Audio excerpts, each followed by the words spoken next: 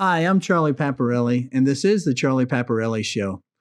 I've been an angel investor for over 30 years, and during that time, I've talked to hundreds of entrepreneurs who have taught me how to start companies from scratch and have built them into really valuable enterprises. And today, we have a special guest and a friend of mine called Frank Bell. But before we go there, if you don't want to miss one of these episodes, which publishes almost every Friday, please subscribe at paparelli.com. Simply submit your email, and you will be reminded that this episode is being published on Friday.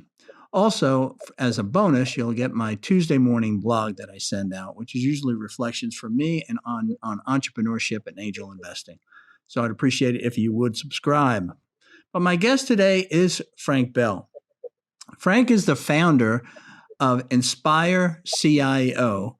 It's an event organization honoring CIOs worldwide, and they give them this special award called the Orbi Award.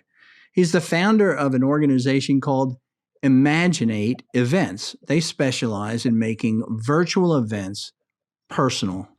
And he's the founder of the Georgia CIO Leadership Association. Finally, he founded and led and exited from a company called Intellinet, which was a management and IT consulting firm. I say used to be, still in existence, where he was awarded, I think multiple times, Microsoft's Partner of the Year. I met Frank through the High Tech Prayer Breakfast. And that's part of our Atlanta technology faith community. And Frank was brought in because of his faith and in intersection of how he practices his faith in business. When I was the president of the High Tech Prayer Breakfast, Frank was one of those executives in the community that I'd go to because he would always give me his time.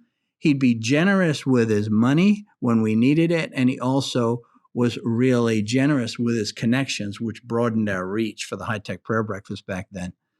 I'm impressed with Frank's lifelong focus on bringing people together to create bigger and more inclusive communities. And we're going to see that today and how that's all played out. So today's topic I've come up with in thinking about Frank and our friendship and our time together over these few decades is he's always building, he's always connecting people, and he's always serving. So welcome, Frank, and thanks for sharing with me and with our entrepreneurial community here. It should be a lot of fun. Well, thank you, Charlie. It's good to be here. Well, you've done quite a bit, and we've got a lot to go through, man. You got an interesting life.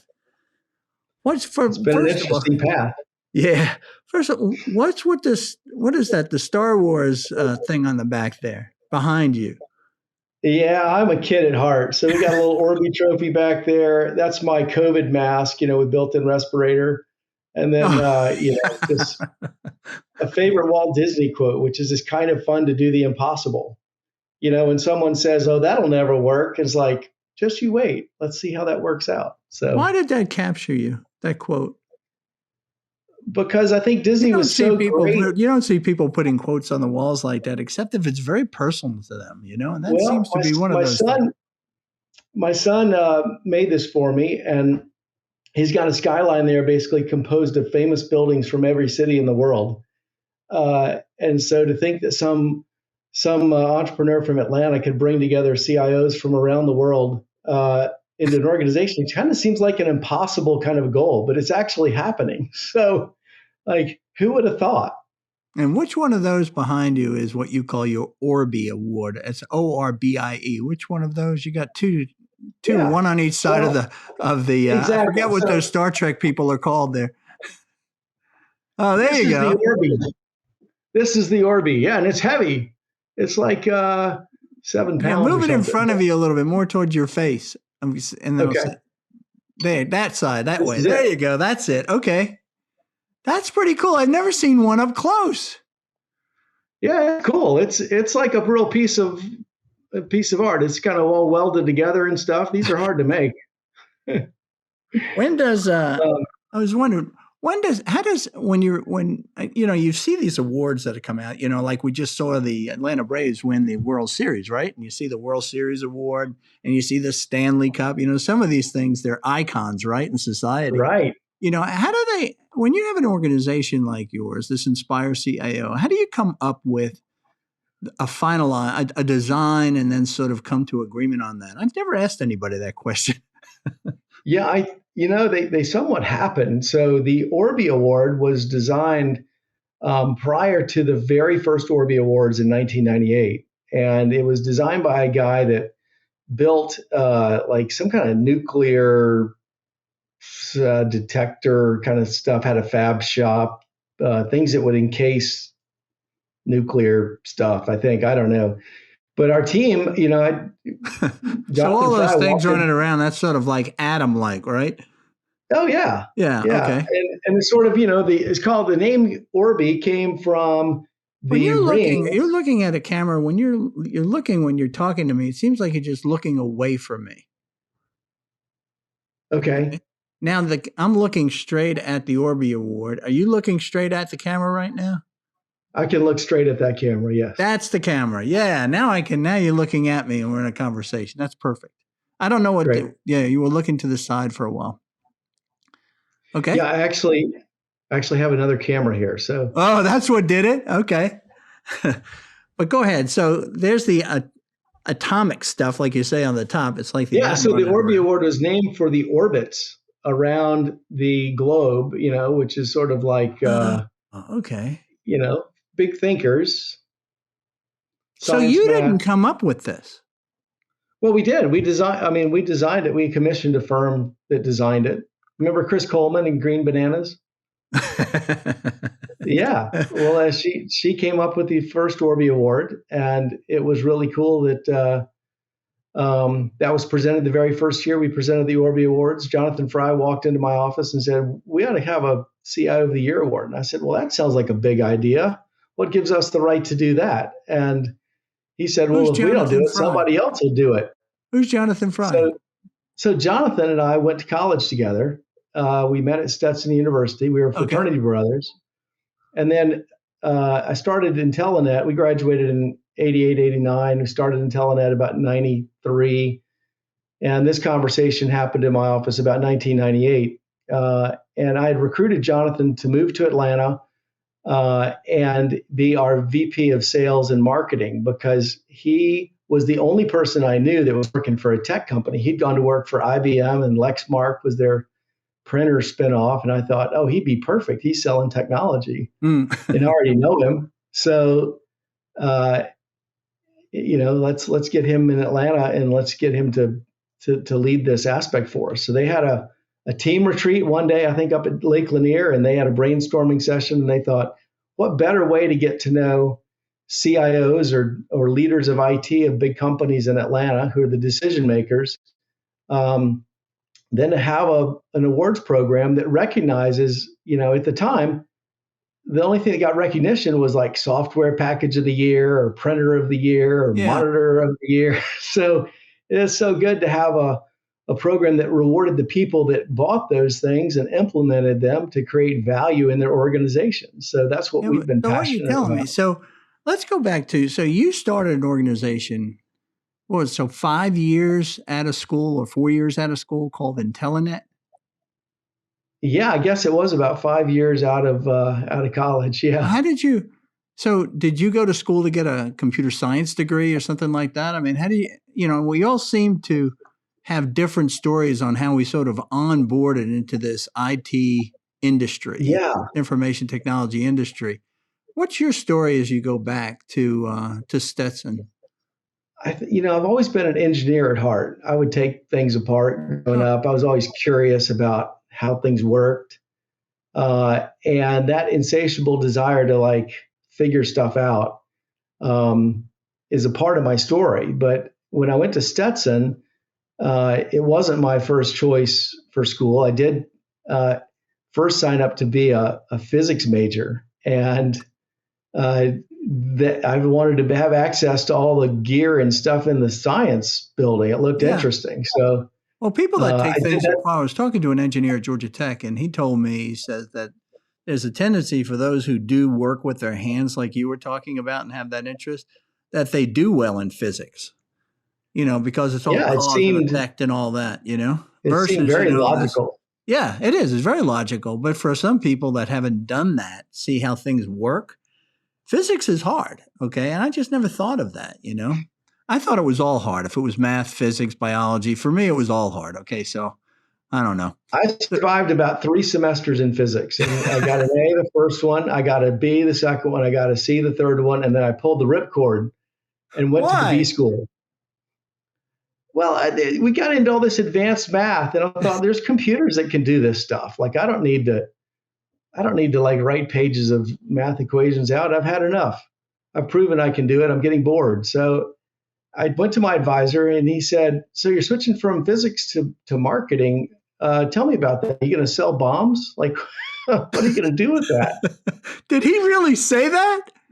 He did. He literally said that. Like, you going to like market nuclear weapons? I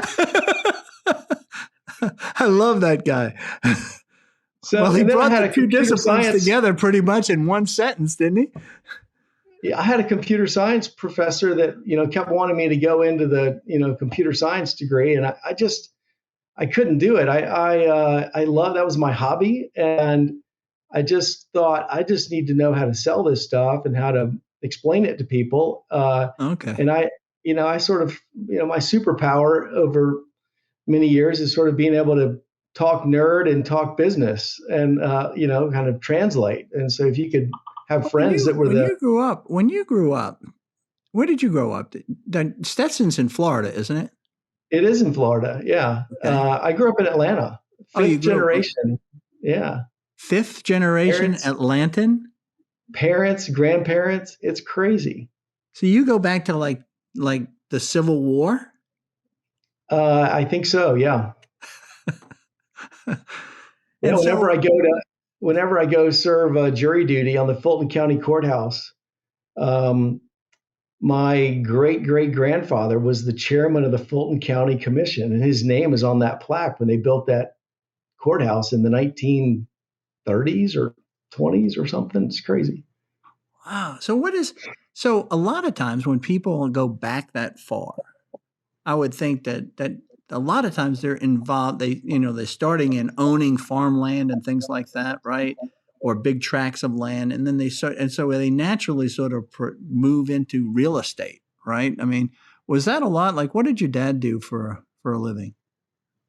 Yeah, my dad was in real estate working with my grandfather, and it was my grandfather that gave me an Apple II computer in 1978 that sort of planted the How seeds old for were my you in technology. 1978? Do you remember? When did you get that? Oh, I was in like eighth grade or something. Oh, okay. Seventh grade.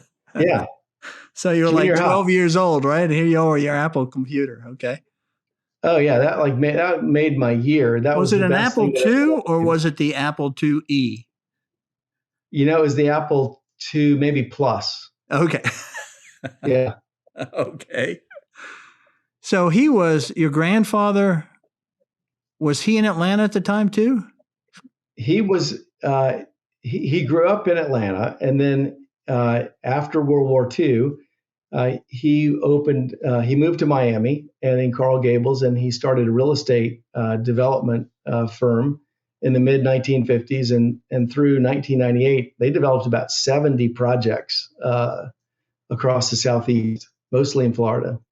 When So he did, was what, incredibly successful. so where did he graduate? Did he go to college? He went to Georgia Tech. He went to Georgia Tech. Okay. And what was his name?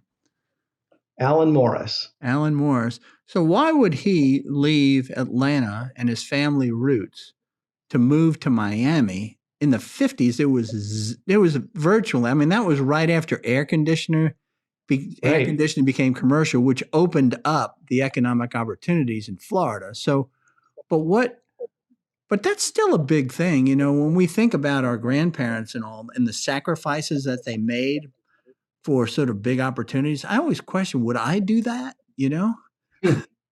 Because, I don't know. So why did he do that? Did you ever talk to him about it? Well, it's remarkable to see pictures of Coral Gables, Florida in the 1950s and see that it's like orange groves and nothing, just blocks of nothing. And talk about By the way, opportunity. I did go to the University of Miami, so I know what Coral Gables looks like since it is in the heart of Yeah, University of Miami's in the heart of Coral Gables. Yeah. But back then it just looked like nothing. right. Trees and sand. Exactly. Yeah. And, he built the first office building north of the Miami River in downtown Miami on Brickell Avenue. And that he got so much flack for building that because they thought no one's going to ever want to live north of there. And now that part of Miami is the second most densely populated area on the East Coast behind Manhattan. Did you ever talk to him about how one of the things that always startles me about or amazes me, I should say, about real estate guys is how they can look at nothing and see something. Did you ever talk to him about that? Because I know he became a pretty close mentor to you, right? Wasn't he an inspiration to you in some way? It seems I picked that He out of him. did, but in my 20s, I was pretty bored by real estate. Going around looking at properties just seemed like long car rides. And yeah, if you've seen one piece of land, one piece of dirt, you've seen them all. Like, it just did not grab me at all. Did he get into real estate? You said he worked with He your did, yeah. grandfather. He ran the Atlanta outpost of the Alan Morris Company for his whole business career. Yeah. Was there development that was done up here by your dad? Mm-hmm. Yeah, he developed a number of projects. One of the most notable ones is right in the central perimeter area, the Perimeter 400 Center.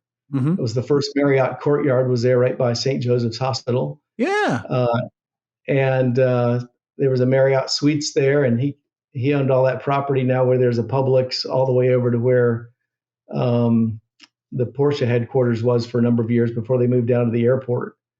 So all across from Concourse. So would it be fair to say that you kind of grew up in a family that was fairly well-to-do, fairly well off? Well, I think you could say that, but yet I think part of what's made me successful is I didn't necessarily have access to, I was never really expected much and really wasn't given much. I really needed to go hustle myself and make it. So I could see what success looked like, but I had to work for it. I had to think of things. How come you never see? I see some people that come into families like that sometimes, okay, where they say it's all coming my way eventually, so I really don't, it seems like those kids sometimes don't have the hunger, to kind of strike out on their own and to create or to build their own sort of careers in effect. It's they seem to be take maybe what seems to me from an outsider looking in, sometimes maybe an easier path, just to say to join the family business, if you will, How did where were you in the pecking order, by the way? Was it just you? I have a younger brother and a younger sister. You're the old. So I was, yep. And then my mother had, this is my mother's father that we're talking about. My mother had a younger sister and a younger brother. Who the younger brother is also Alan Morris, and he now runs that real estate enterprise. And then his son Spencer Morris lives here in Atlanta and is in line to be running the next generation after Alan steps back. So how did you miss getting on that train? Well, it's so easy. I mean, it's so easy. You don't have to make decisions. You just sort of join it, right? It has momentum. Why? This says something about you, Frank. I don't know. Like it didn't seem that interesting. So I went to work at Carter and Associates right out of college. What is that? And I worked in their investment banking. What is group. Carter? It's a real estate developer.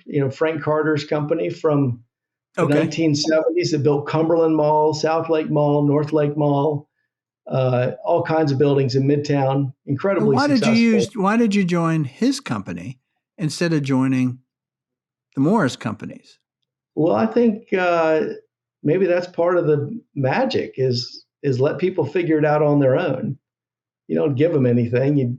Yeah, but you stop talking about, you're talking about them now. I'm talking about you. You made a decision back then. Why did you make that decision? I'm sure the door was open. It wasn't offered to me, so it wasn't. Oh, it wasn't. No. No, it's like, you better graduate and you better figure out what you're going to do next. And like that is really cool. So that your dad told you that? Yeah.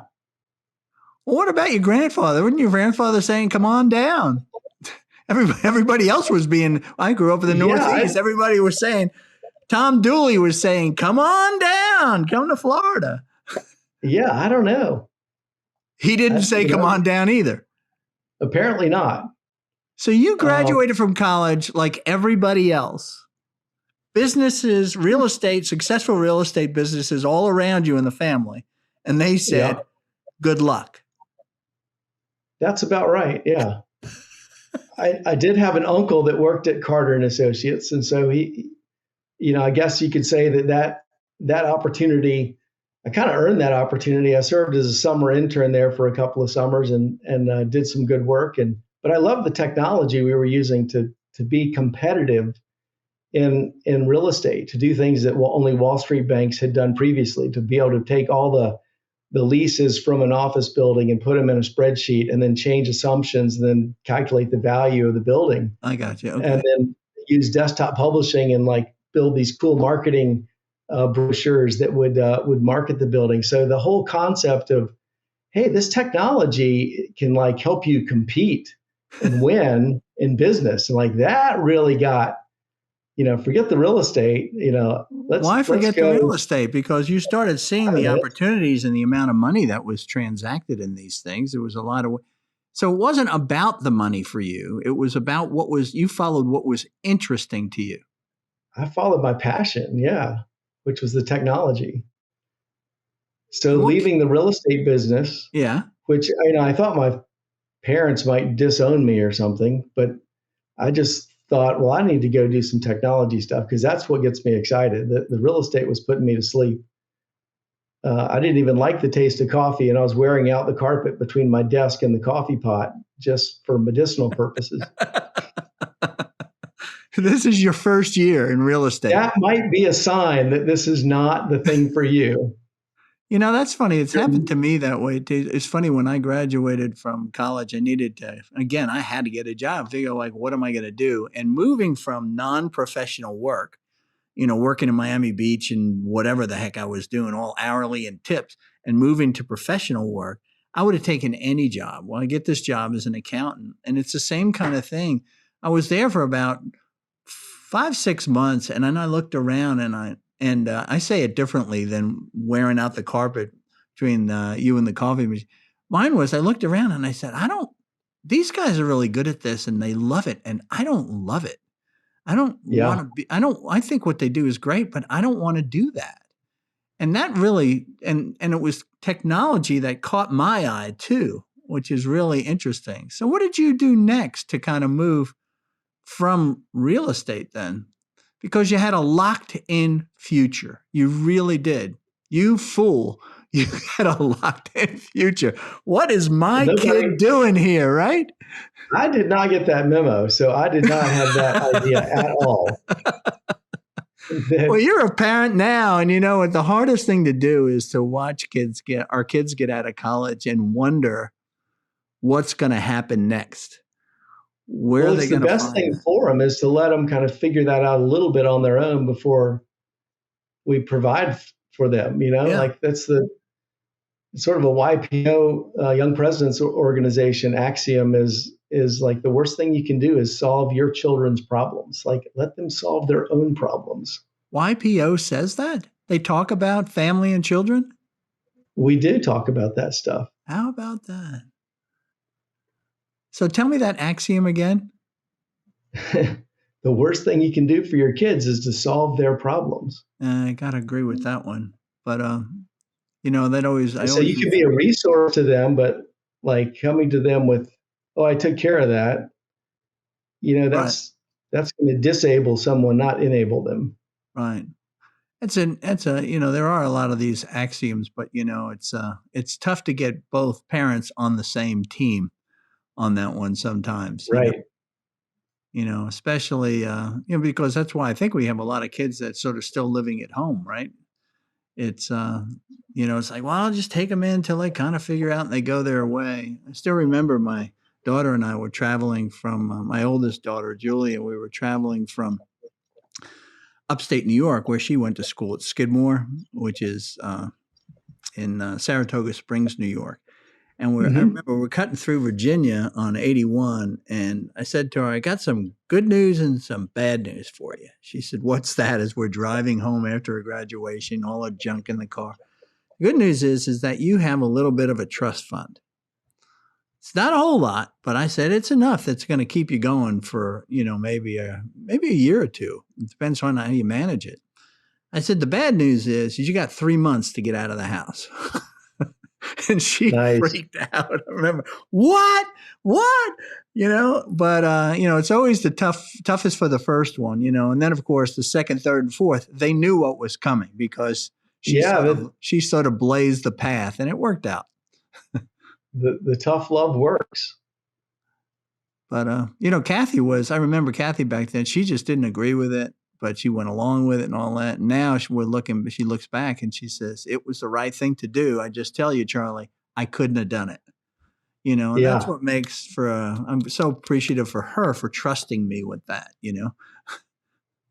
I think Amy would feel the same way, that it's that blend of like, how can we do a little bit, but not do too much that it takes the onus, the motivation away from the kids to solve their own problems. Well, the hard part is when you do have resources, and your parents had resources, and here you are as the oldest of the Bells, and it's like, good luck, get going. Right. And that's I think pretty unusual. So they set an excellent example for you. For my case, there was no money to be had. I came from a middle class family, hourly worker type of thing. And it was like, of course you're going to leave. I spent 18 years trying to support you here. I'm done, find your own life and come and visit though. We love you. But that's where that. Well, I do think one of the traits of a successful entrepreneur is somebody that constantly feels like you're going to go out of business tomorrow. Just being mindful that that the clock is ticking and that you got to find that next sale, you got to find that next opportunity, and that motivation is magical because if you don't hustle, you'll get run over. So where do you go to if you say, okay, so I've been in real estate, fallen in love with what technology can do, right? I'm a guy who likes to work with his hands and all sort of like build things, if you will. Yeah. So you say it ain't real estate. What do you do then? Well, I pursued a job with Microsoft, ironically, to move out to Seattle, and they were just like 300 people or something at the time. And without a sales background or without a computer science degree, I wasn't that useful or attractive to them. So that didn't work out. But then they had hired. But you were willing to, at that time, you were willing to move to Seattle.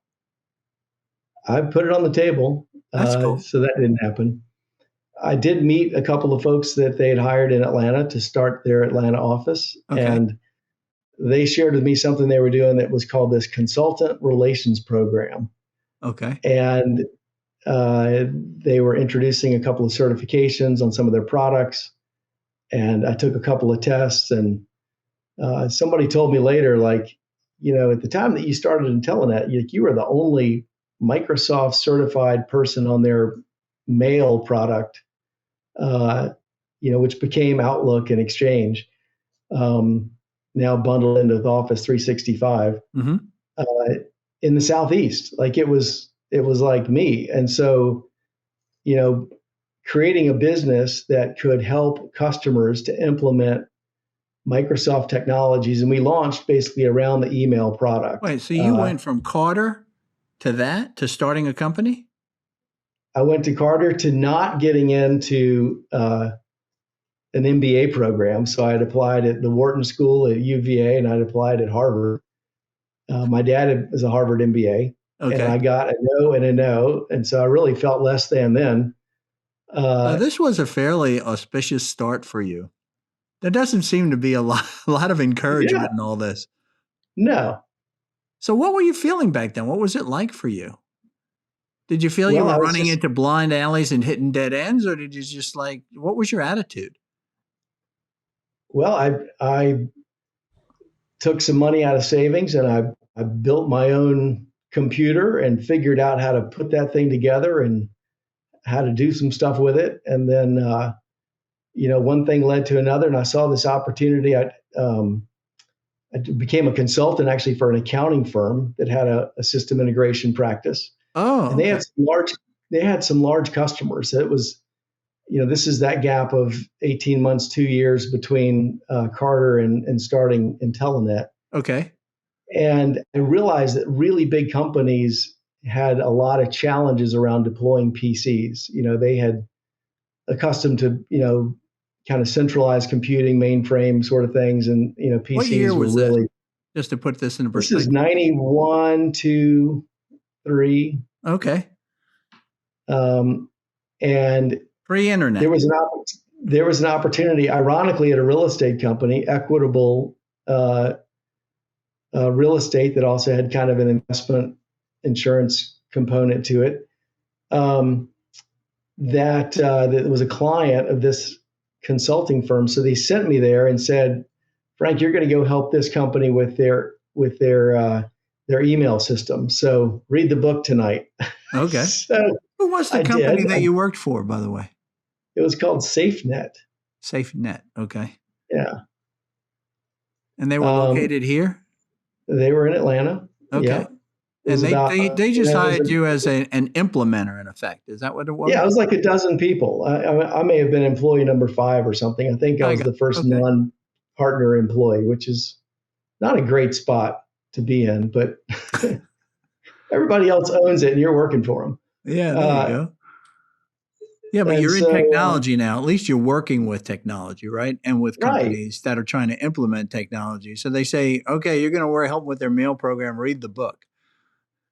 exactly. So I figured that out, and I figured out, hey, you can be a successful consultant as long as you are ahead of your customer. And so, ahead means 1 inch or 1 mile, just ahead. And if I could, read ahead a little bit at night and then go in the next day, and then like I could put on a seminar on how to, do the 2 chapters that I read about last night. And then I got through that day and then just do it again. And that over time, it actually turned into something. So I thought, and this email stuff is really amazing. All the time I spent in real estate, Charlie, I was reading leases and I was typing little numbers into spreadsheets. Oh, And hey, guess what? When email comes about, and I was also reading off of faxes that would come in. I was transposing all that, translating all that information into spreadsheets, yeah. sometimes transposing. And when email came about, you could just build a file and you could mail it to somebody, and then they could open it up. And I was like, oh, this saves like days of work. This is great. So I realized very quickly that that the shift of a computer being a productivity tool to becoming a communications device, that was going to be meaningful. And it was But let me ask probably, this though. What happened? What was the backbone that email was sent on back in '93? well, in Like we every didn't box have of internet back Microsoft, then, right? in every box of Microsoft Mail, there was a disk for a service called AT&T EasyLink. And so you could set up a gateway, an old PC that had kind of been retired or something. You could plug that in, and then you could run this program on it and sign them up for AT&T EasyLink, and they would connect to the internet, once every 30 minutes or once every hour, and it would send and receive mail. And there was charge for that, so you'd get billed for that. But there was no charge for the calls per se. It was just based on the volume of mail that was sent. Oh, I see. Okay. Uh, And so we became a partner of AT&T EasyLink, which introduced us to a number of accounts, big accounts in Atlanta. But ironically, given the faith background of myself and family, the very first account that we were referred to, this is kind of funny, was Walk Through the Bible, because they had people all over the world that were missionaries that were using AT&T EasyLink to communicate back to their How did you, before we headquarters. get to Walk to the Bible, I want to get there. Tell me about people are interested, how you came from, I'm doing this consulting, to starting your own company. I mean, you're already talking about your company started. Do you remember what you went through at that time? I do. I kind of had a front row seat to this consulting firm, growing from 5 people to 25 people, and seeing some of the challenges of big companies firsthand and how this consulting firm was handling it. And they did a lot of things. They did Novell stuff, and they did Microsoft stuff. They did 5 other things. And I thought, boy, being focused, there's so much depth to technology. Being focused would certainly be a better strategy than just kind of doing anything for a buck, because it's a little bit chaotic if you're the consultant sent out to work on a project and you're not familiar with what you're supposed to be an expert at the next day. Yeah. So you said, I think focusing would be a smarter strategy.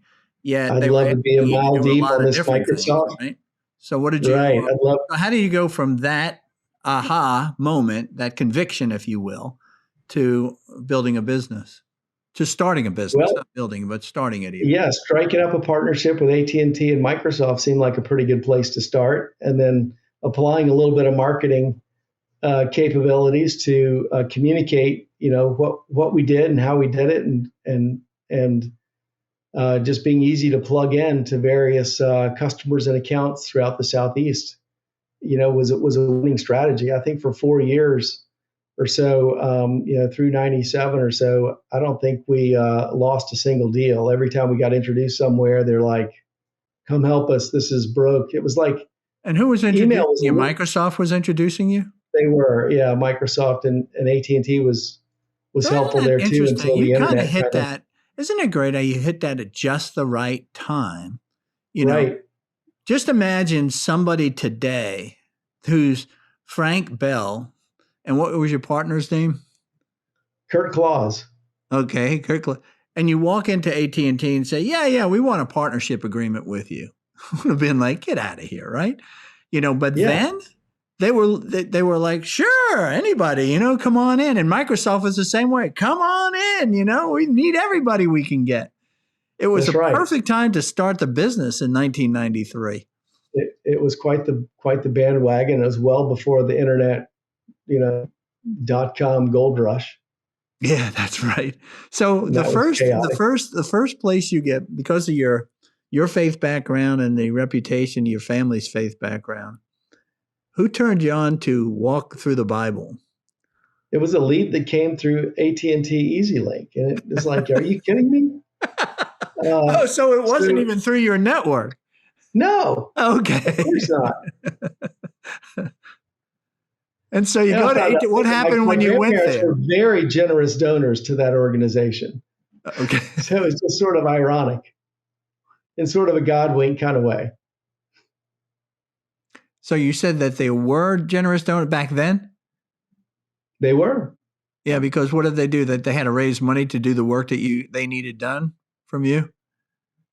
I don't know the story of they were generous to many organizations, but that was one of them. Okay. How long was that how long, what was the initial contract? What were they trying to accomplish? Do you Just recall? communicating with their customers and missionaries from around the world. It was really kind of a small opportunity, but it wasn't lost on me that it was kind of the first time the phone rang, if you will, with a lead. And when you're a startup and you're kind of trying to figure this thing out on your own, that's a big day. I remember those days, even trying to figure out, like, we need to invoice them. How do we do that, right? Right. we have to send an invoice. And oh my God, the check came in. They actually paid us. We have money now. Those are pretty exciting times. It's super fun. I think being an entrepreneur in that startup mode is a lot like being a farmer, in that you do your part. You plant the seeds, you till the soil, but you're praying like crazy that the sun's going to come out and then it's going to rain enough to make the crops grow. But there's really not a whole lot you can do once you've kind of done your part. You can focus your energy on planting another row or two or three, if like Johnny Appleseed out there. But you can't just go yell at the plants to grow faster and to produce fruit. You can pray a lot. So I really feel like being an entrepreneur is like, has really brought me closer to God, because I was dependent. I'm like, okay, God, you make the phone ring, you make the email ding. That's a cool place to be in life, is dependent. It's not popular. People think you need to be independent. While you were still, was that the first time in your life that you really remember this, what I'll call needing God, if you will? Like, he needs to like come through here, Yeah, it was certainly like a major time. I don't know if it was necessarily the first, but yeah, I mean, anytime I think anybody faces a challenge, most people would admit to kind of calling upon a higher power, like, if you don't have a relationship with God, like, okay, whoever you are, help me, because this is a mess. No, I got to give you that. And I think that entrepreneurship does that, because you're walking. I love that part about it. Yeah, that it does create that dependency. And what's interesting is, we don't want to put ourselves there, right? So once we might do it young, but do we do it as we're older? Like from where you are now, do you put yourself in that sort of position, economically, or just even in a position that you could literally publicly fail, if you will, Right. Do you still do that? Do I still take risks like that, or that kind of risk where you can have it could be a public failure? I mean, so, well, your brother and sister this, look at you and go, what did you do? Right. Why take this chance? You did well all your life. What are you doing? Well, I would say that when we went to Boston for that first CIO Awards, first expansion of Inspire outside of Georgia, which is a different story. But I remember distinctly being on my knees that morning before that first Orby Awards in Boston, thinking like, God, this was your idea. You said, come do this. I'm here doing it. If you don't show up, this is not going to go well. And then 300 people showed up. And it was like, this is so cool. This is awesome. Thank you for bringing this here. But we'd had a lot of meetings with people individually leading up to this. And they're like, people are busy here. People in Boston are not like Atlanta. This is not going to work. And I thought, like, what am I doing? But anyway, I digress. No, that was a good one. When you were in Telenet there, so here you are kicking around, you really don't know much, right? You knew this consulting gig and all that. When did the business start to how long did it take for it to actually like hit that first, say, $1 million in sales? Right. I think we did $1 million in 95.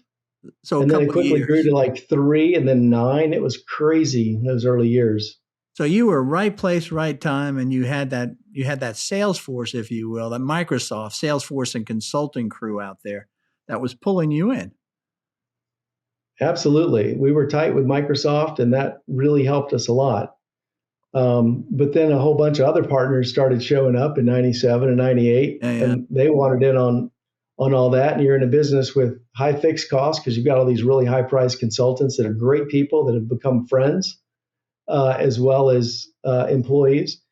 and then salary pressures with .coms and all that, and Microsoft wants to divide all its leads fairly now between its partners, and that kind of So the dried gravy up. And train so, came to an end in that. oh yeah, Yeah. Now it was this. There's a friend of mine who's an entrepreneur. He calls it. It eventually gets to hard work and clean living. right. Yeah. And when was that? Oh, I would say that was like 98, 99, because Okay. things got tougher. So it was really hard to grow. It was really hard to maintain profitability. It was sales were tough.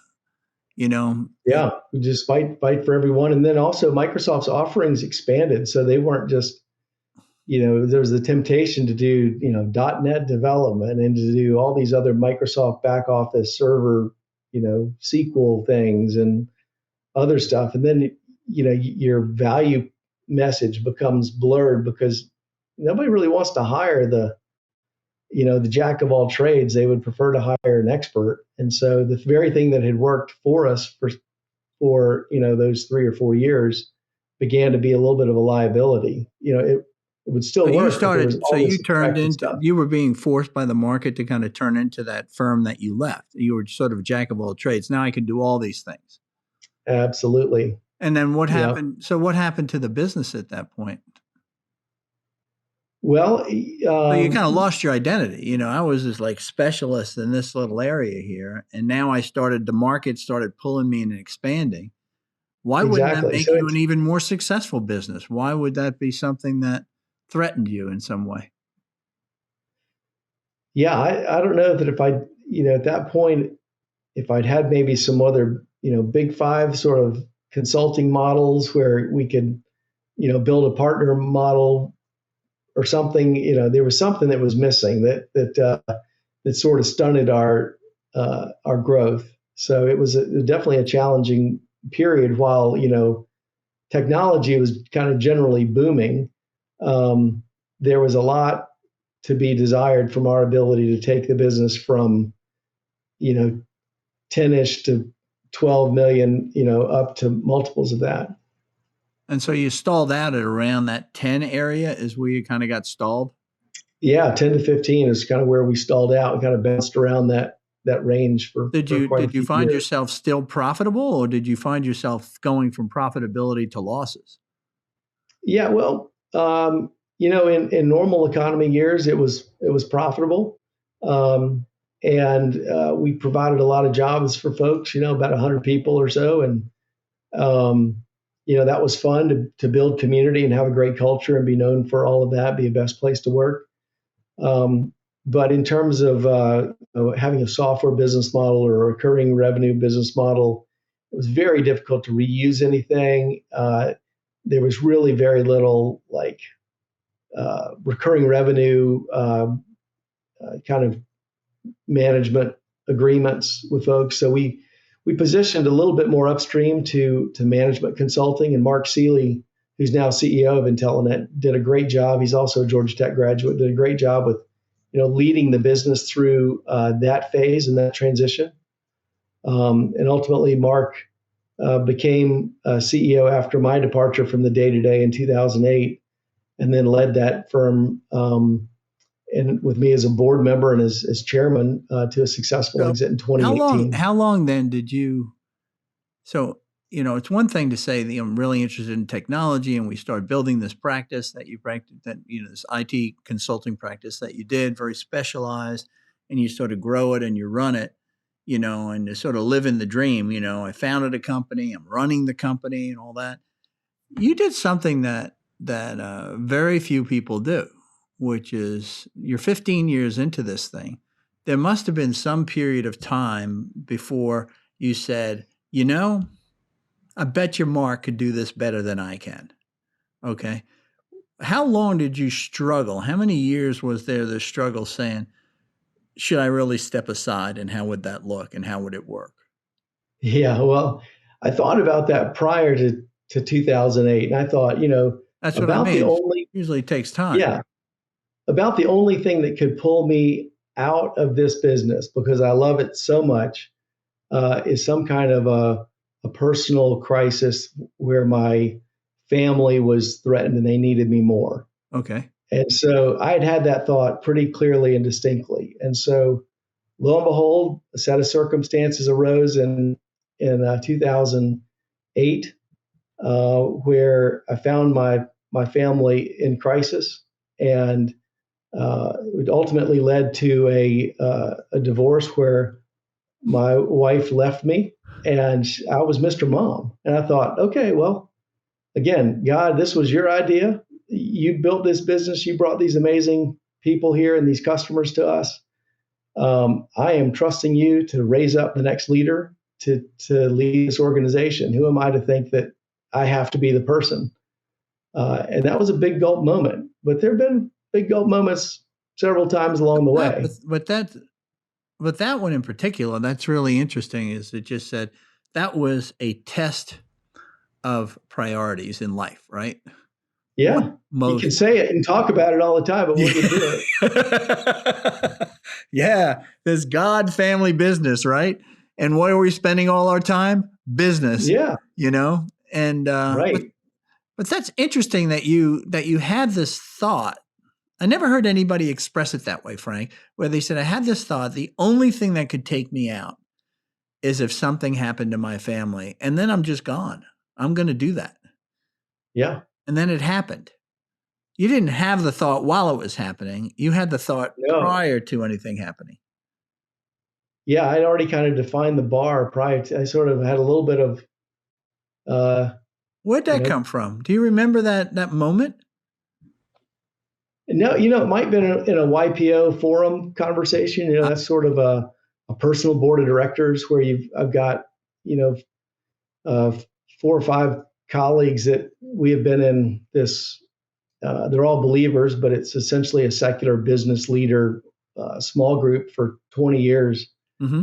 And they're the closest of friends, and you process things with them. And I don't know, maybe they had challenged me on that, but I had clearly had that thought that. But what I'd seen modeled for me was my grandfather, starting and running a business for 40, 50 years.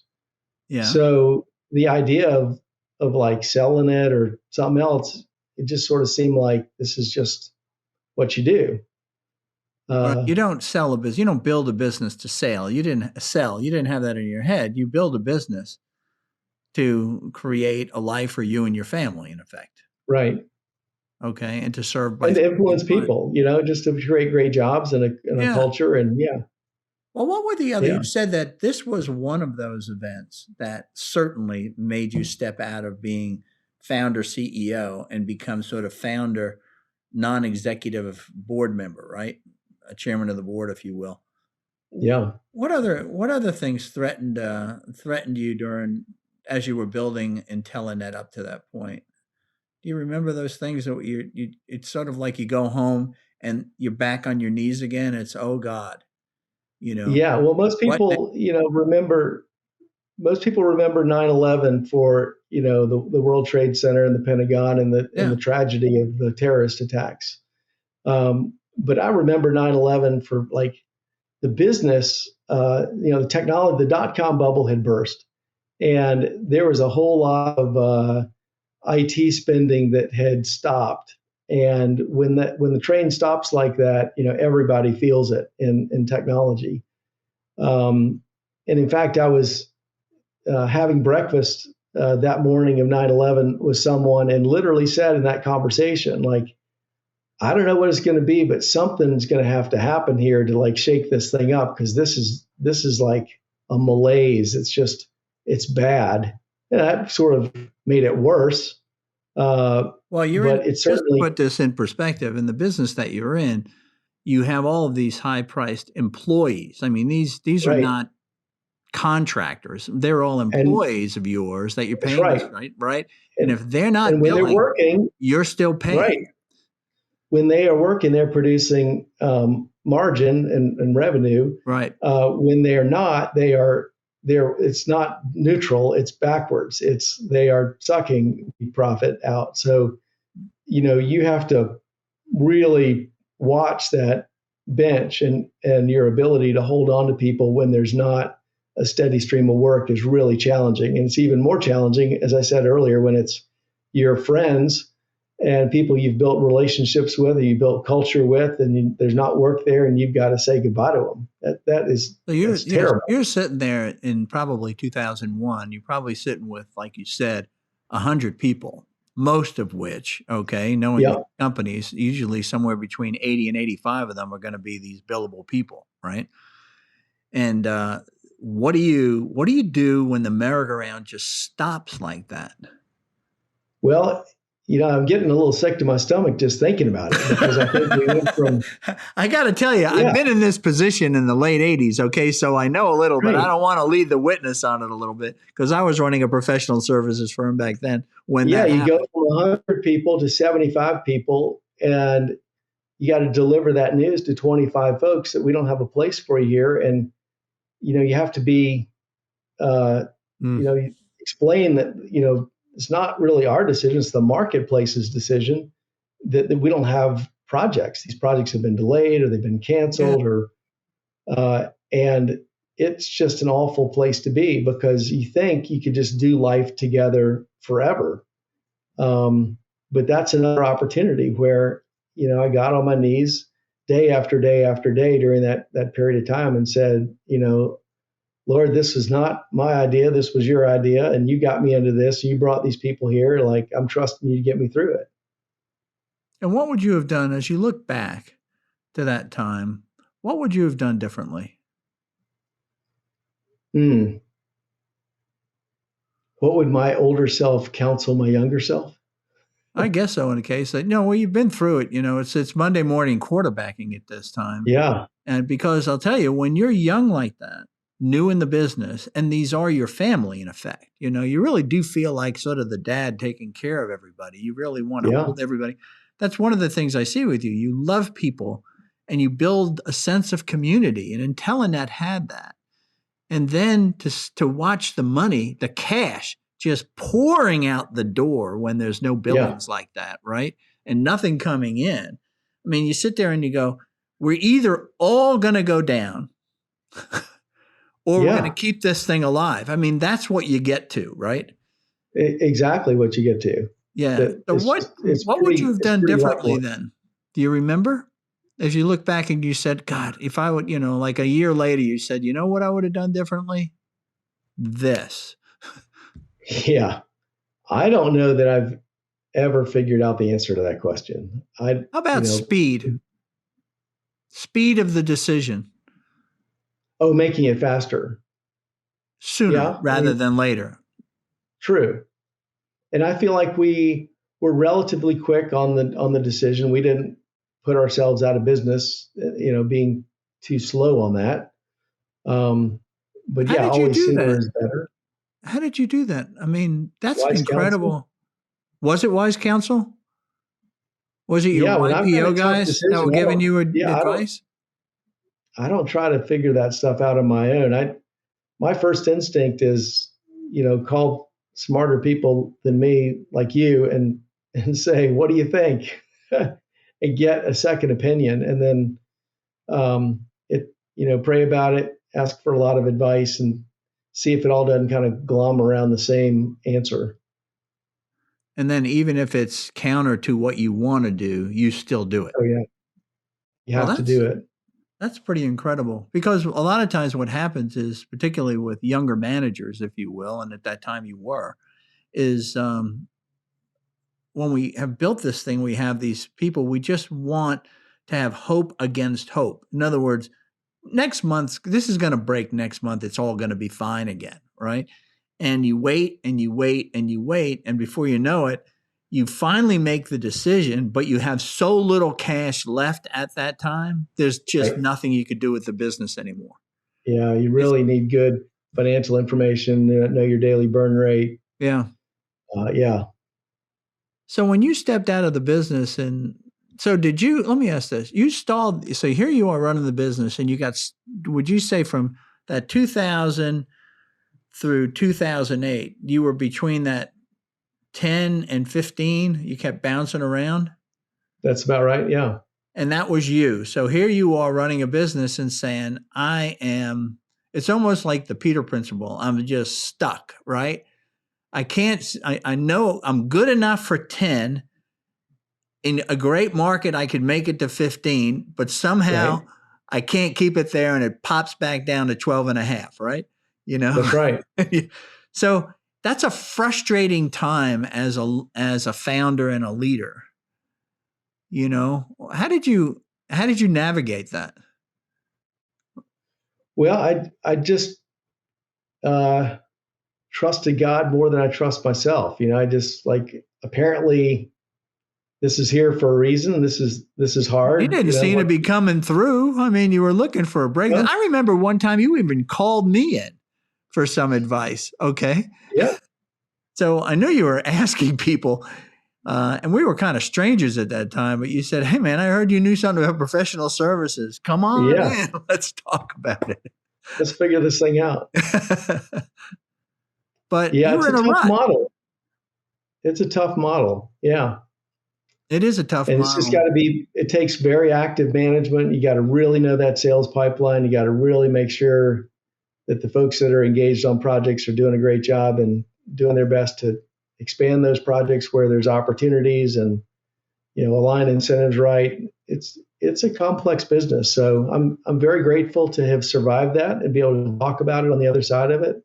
I What wouldn't did Mark? willingly What get did into a Mark business do? model What did like that Mark do again. when he took over the business that was different than what you did? During that, sort of trough time, if you will, that 10 to 15. Well, I think that the conflict that I referred to in my personal life, at the time I thought, well, I can kind of compartmentalize that, but I think the truth is that conflict from home, showed up in my leadership at the office, and so I Oh, don't think I was the best version of myself, through that period. So here we are, kind of, getting from 2001 into 2008, and then what happened in 2008 is we had this economic recession that was somewhat epic, and so I definitely knew that I didn't have the stomach to manage the business through that. Um, how many with years all did that that? had, How many years did the family situation play itself out as your priority in life prior to 2008? well, really, 2008 when it took center stage, and I exited the CEO role at Intelenet, and then I remarried in 2011. Then I took the first year of taking on Amy, and then uh, three daughters of my dear friend Kevin Foster. Yeah. Um, that was I said to Amy, this is going to be harder than starting any company. This is like I am going into this eyes wide open, uh, and took the first year to really be the best dad I could be, and spouse I could be, and that was a fun and challenging year in its own right. But eventually Amy said, you need to go find something to do, and that's where the idea for this, and I've always thought this Georgia CIO thing might have legs outside of Atlanta. So what? So, but just to summarize what happened there is back prior to 2008. I know that you were saying that you were running. There was these family issues that were coming up between Mm-hmm. you and your first wife there and all that. But that there's no way to compartmentalize that, as a No, it's husband tough. and a father, and that's so difficult. And I think that that's a lesson for all of us to kind of take on as entrepreneurs. That there has to be this sort of backstop. That if there isn't a backstop in the family, there's got to be a backstop in the business, because the family does have to come first, because you can't let your family just crash and burn, right? I mean, it's your Right. family, right? That's what you have. So it really did impact you up till then. In 2008 is when it all just came crashing, and the economy crashed and everything. And it was here, Mark. And I'm sure when you handed it to Mark, it probably wasn't even at the 10 million mark at that point, maybe. We did scale back in 2009, Mm-hmm. as a result of the financial crisis to, to be a smaller company. But we came up with an operating mantra that, this business is going to be profitable at any size, and we're going to learn how to flex with it. And when the market allows it to be bigger, we're going to be profitable bigger, and we're going to be profitable smaller. But we have too much invested in this for too long, and too many clients that love us, and relationships in the marketplace to mess it up by letting an ego or like. I find a lot of entrepreneurs, they don't understand profitability. In other words, they know how to sell things, but they don't know how to make money. When did you learn how to make money? And by your statement, whether we're a big business or a small business, we're going to be profitable. That means positive cash flow. When did you learn that lesson? Did you just always know it? Well, I remember a conversation I had with Price, our mutual friend Price Harding, about this time. It was prior to my leaving Intellinet, and he said, until you remove yourself from the day, as the primary owner, until you remove yourself from the day-to-day business, you are always going to make, because you're a nice guy, you're always going to make decisions that will compromise the profitability of the organization. If somebody says, "Oh, I'm having all these trouble with the copy machine," or "We need to do this or that," you're probably going to provide that for them, but it's going to come right out of the profitability of the organization. When the copy machine you have, or whatever that is probably fine if you just left it alone. And that's a verbatim quote from him. He's like, "You got to, get out of the business," which I had at this point had done, and then you set up these clear goals for the people that are in the business. It's almost like people that are on a roller coaster that may be a little bit disoriented from where the horizon is. And you help them see, like, what are the decisions we can make to operate the business to these standards.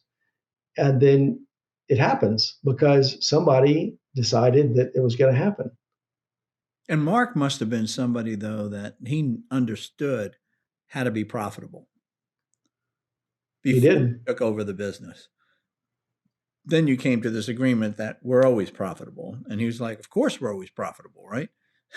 Well, Mark and Jonathan Fry and I, right around 2001, had actually attempted another business launch and invested a significant amount into that. It was called Maris, and it was actually a professional services automation software package. We developed this system internally that we used to manage the Intellinet team and scheduling of projects and historical project information. And that system, maybe a cousin of that's still being used today, I don't know, but it served us well for many years, and we thought there was commercial software viability for that. But we launched that right about the time the dot-com bubble burst. Oh, God. And it was just the timing was just not right. So, but that spoke to the level of how much cash did you blow on that one? Oh, close to $500,000. $500,000, yeah. That's like real money.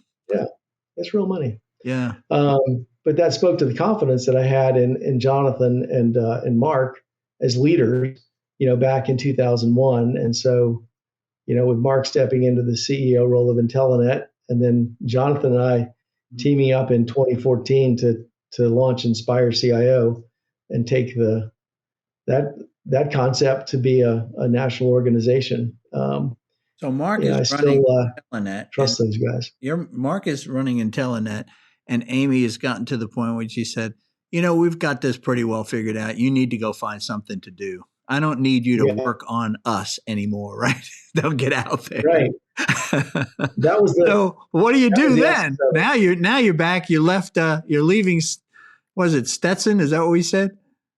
Well, yeah. Well, so people have asked, like, so how does God speak to you? It's like, well, He doesn't speak to me in an audible voice. Let me assure you of that. But through the things that come to mind of what are you thinking about if you wake up in the middle of the night? And I usually don't wake up in the middle of the night. So if I do for a reason, it's interesting to think like, I wonder what I'm thinking. What is that? What is that thought? And then at the time I was meeting regularly with Boyd Bailey, and Boyd has been a very good friend for many years, and he had heard my stories about what we've done with Georgia CIO and growing to 100 members, and maybe he'd come to a CIO of the Year awards that had hundreds of attendees there, and he said, "Man, that is awesome. You really need to do something with that opportunity to where people really love that, and you ought to think about how you can take that some other places." Well, that was what kind of was dominating my thoughts in 2012 is, should I create this? I had this idea for some app to build that would solve a bunch of directory problems and connect people and keep your contacts up to date, kind of LinkedIn-like, but deeper than that. I think it'd be a great feature for LinkedIn, by the way. But maybe we'll get the chance to build that for all of our members and inspire CIO. But the business that I actually formed was, this organization called International CIO Leadership Association. Okay. I had to solve for a name. Like if it's Georgia CIO, that's not going to sell very well. It's a follow-on to the Georgia CIO. And you Right, really so started the Georgia CIO to really help connect to CIOs in a more meaningful way as Intellinet. So hopefully you could then get business. Exactly. So yeah, let me wind that back. So in 1998, Intellinet presented the first Georgia CIO of the Year award. By year 2 or 3 of that program, we had a number of companies come to us and say, "How do I become a sponsor of this?" and I thought, "Oh, okay. You want to help paint the fence? We can figure out how to make that possible." And there was a lot of things I learned from the High Tech Prayer Breakfast about table hosts and other things that I thought, that principle applied here might work well too. So, we built community and we grew the awards program. And then about year 5 of the awards. When you went to these CIOs with this idea. It was the other way around. In 2003, I had several big company CIOs, Becky Blaylock, James Dallas, Thaddeus Arroyo was the CIO at Singular Wireless. He's now CEO of AT&T Consumer Business. They came and said, "Frank, this is great having this one-day awards program, but can you do something for us year-round?" And I said, "What do you mean?"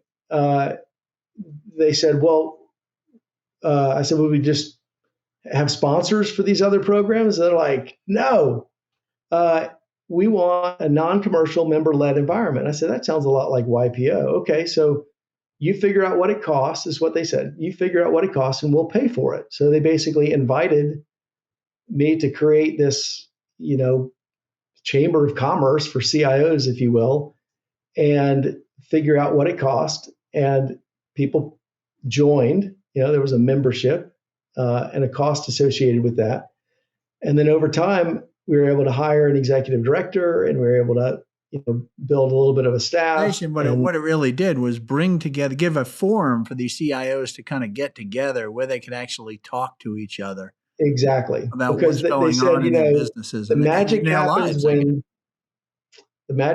when the vendors are not there, when we can talk about how we're solving problems and how we're collaborating. But we need sponsors, we need vendors at the awards program, because that's incredibly valuable to have a vehicle to recognize all the cool things that are going on and celebrate all that once a year. And we just had last week, 800. So fun to see 800 people in person in one room again after a year and a half of no live events, and then followed by a Braves parade. That was fun. But other than that, like the rest of the year, the Orbi Awards, the CIO of the Year Awards, is the tip of the iceberg. But under the surface, the rest of the year, there's all of this very interesting relationships developed and member-hosted events where the CIO of a big company can bring all of the other CIOs in Georgia together and have a conversation with their CEO about the strategic importance of technology. How did you know how to create?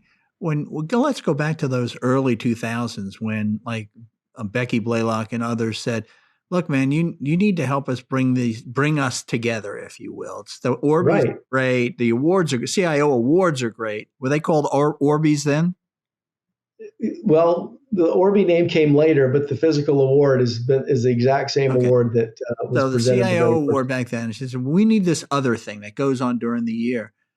How did you know what kind of how to put a program together like that? Or did you recruit these CIOs and say, help me with this? Or Well, when I heard non-commercial member led as the request of the CIOs, the only experience I'd had is I joined YPO in about 2000 or so, and that was an organization that my grandfather had been involved in Florida in the 1950s. And YPO stands for Young Presidents Organization. okay. There's two primary membership criteria. Your organization has to be a certain size, and you have to be the top person. And those criteria essentially became the same membership criteria for You just copied Georgia their model. CIO. Right. Like you've got to be the top technology decision maker in your organization. In our case, needs to be more than 100 million. And then you can join Georgia CIO or one of the other chapters in the Inspire Leadership Network. And then that's what, and I tell prospective members all the time, like, I can assure you that if you're paying dues and we don't do what we say we're going to do, that, this conversation doesn't last very long. But that we have a history of executing this model now for 20 some years, and now 21, soon to be 25 chapters across the country, where members just love it. It's a But you personal just board of basically, directors. as far as the agenda for the meetings and all that, you just copied the YPO model that you've been working with. Yeah, with a few significant modifications. One of my favorite quotes is from Michelangelo, who's far known more for his art than for his quotes, but is that I criticize by creating. And I think he was, that's the Renaissance idea that, like, hey, I'm not going to tell you what's wrong with your painting. I'm just going to, like, do it like this so you can see this is the right way to do it. And you run into people all the time, Charlie, that are just talkers. They're not doers. And it's the doers that impress me. When somebody has a great idea and they go execute it, I'm real interested. And building an organization that's that where you do everything the way you think it should be done, not the way somebody else did it. So we might have been inspired by YPO, at the outset, but it's definitely taken on a very different Yeah, but the thing that's course. really important, Really and I cool. think is something that took me years to figure out, okay? And that was if you're going to create something, I always say, is there already a model in place that's kind of close to it, that's working? Yeah. And if there Right. is, take it, copy it, and then when you implement it in your particular market, improve upon it, okay? Absolutely. But to say, no, nobody knows. I'm going to create something so great. And it's sort of a formula for falling on your face, because this, Right. I once had a guy that was our marketing guy. This was when I was partners with Richard Brock. This was back in the early 80s. And we had finally gotten to where we had a full-time, we would all direct mail. That's how we did our lead gen. So we had this marketing guy from West Virginia. He was a few years older than me. He was probably 40. I was 30 at the time. And he put together this remarkably, really clever looking direct mail campaign. And I said, this is just amazing. I said, you're so creative. How do you come up with that? And I'll never forget, and with his West Virginia accent, he says, Charlie, there ain't no such thing as a new idea. He said, and he told me where it came from. And it was like 5 years earlier in his experience. And he just kind of applied it and improved upon it and made it specific for our market. And it worked like a champ. We got leads coming out of our ears, I never forgot that lesson. But it still took me years to remember it when I was running businesses. But here you are doing it here. Well, and you see it in fashion all the time, right? You lived as long as you and I have, and you see the same fashions come back to all the young kids. They're all new. It's all new, but yeah, right. Like, yeah. Yeah, I saw a young lady walking through a restaurant with bell bottoms on, and I said, oh my God, that was the 60s, baby. The Right. waistline was a Thinking, little higher, but the bell bottoms were still the same. It was funny. I agree with you on that. So how did you? So you have this talk with Boyd Bailey. He plants this. So, well, first of all, you kicked out of the nest. I got to do something. So now your yeah, ears are on, right? Eyes open, ears on, looking for opportunities. You talk to Boyd Bailey, and he goes, "You're sitting on a phenomenal asset here, right? Why right. don't you kind of just build that?" And so, where did you go with that?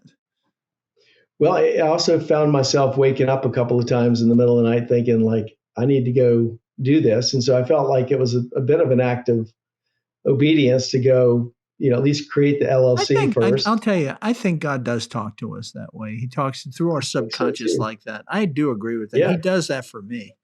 Like, why did I wake up with that idea?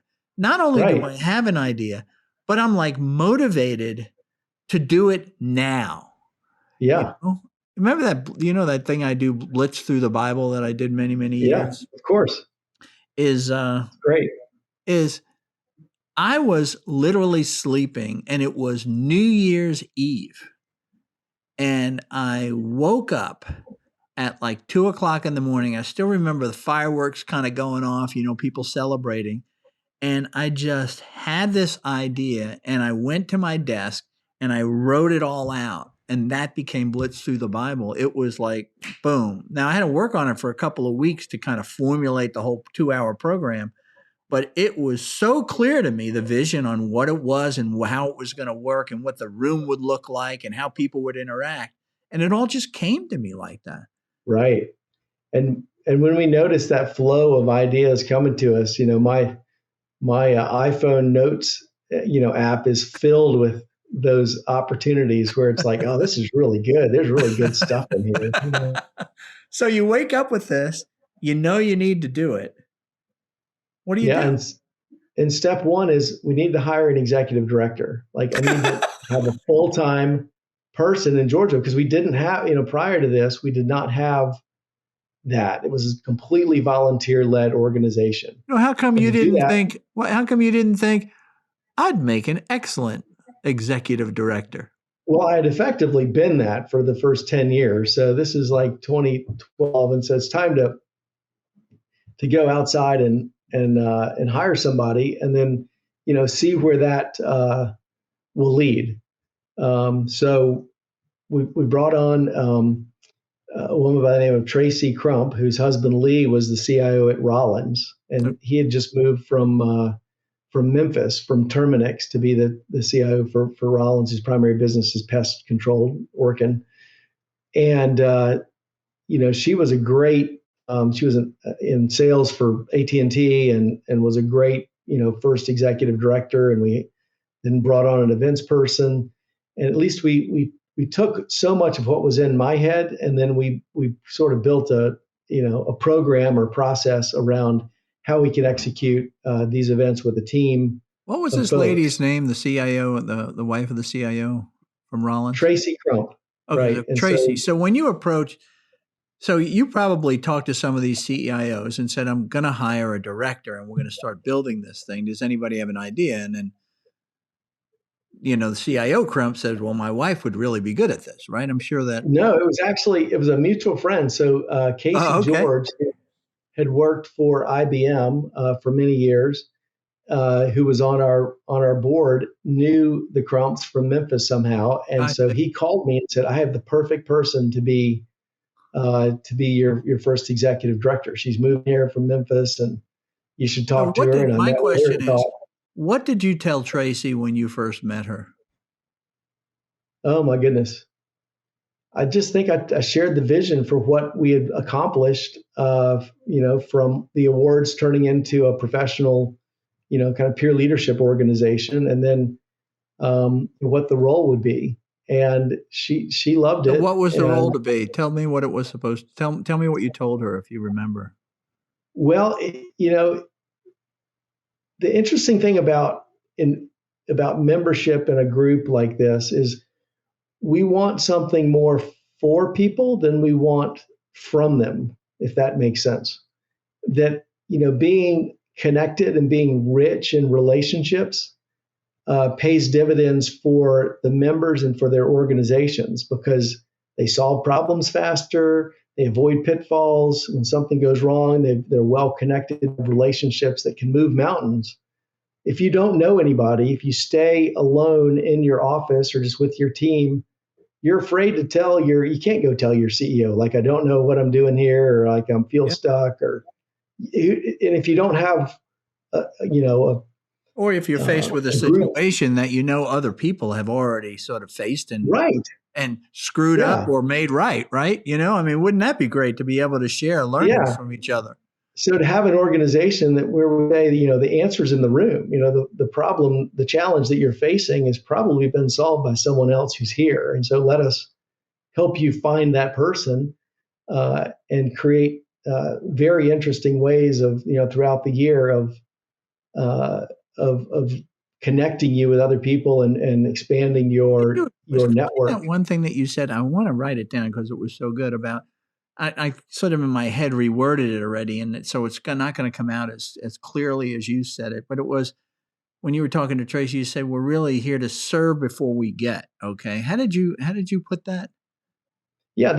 We really want something for CIOs, not from them. That's it. For CIOs, not from them. And that is the heart of Inspire CIO. It is the heart of Inspire CIO. That is brilliant.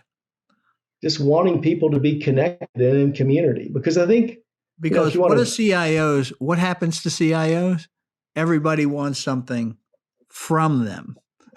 Right? Right. Not for them. Yeah. Right.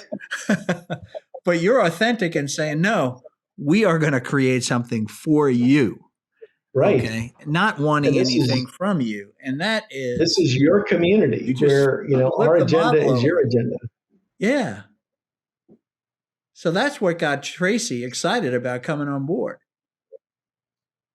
Absolutely. Because she watched her husband coming home at night saying, I can't believe how many vendors are calling me all the time, right? They say, I feel like a piñata. The vendors keep hitting me until the money falls out.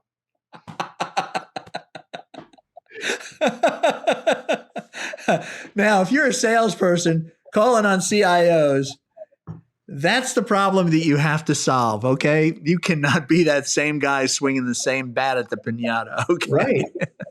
And so when the vendors become sponsors of the Orby Awards and we introduce them to the process to honor, and recognize these incredible leaders through a 12-week process, and there's multiple events and multiple touch points, they feel like they've gone through the Alice in Wonderland rabbit hole. They're like, wait a second.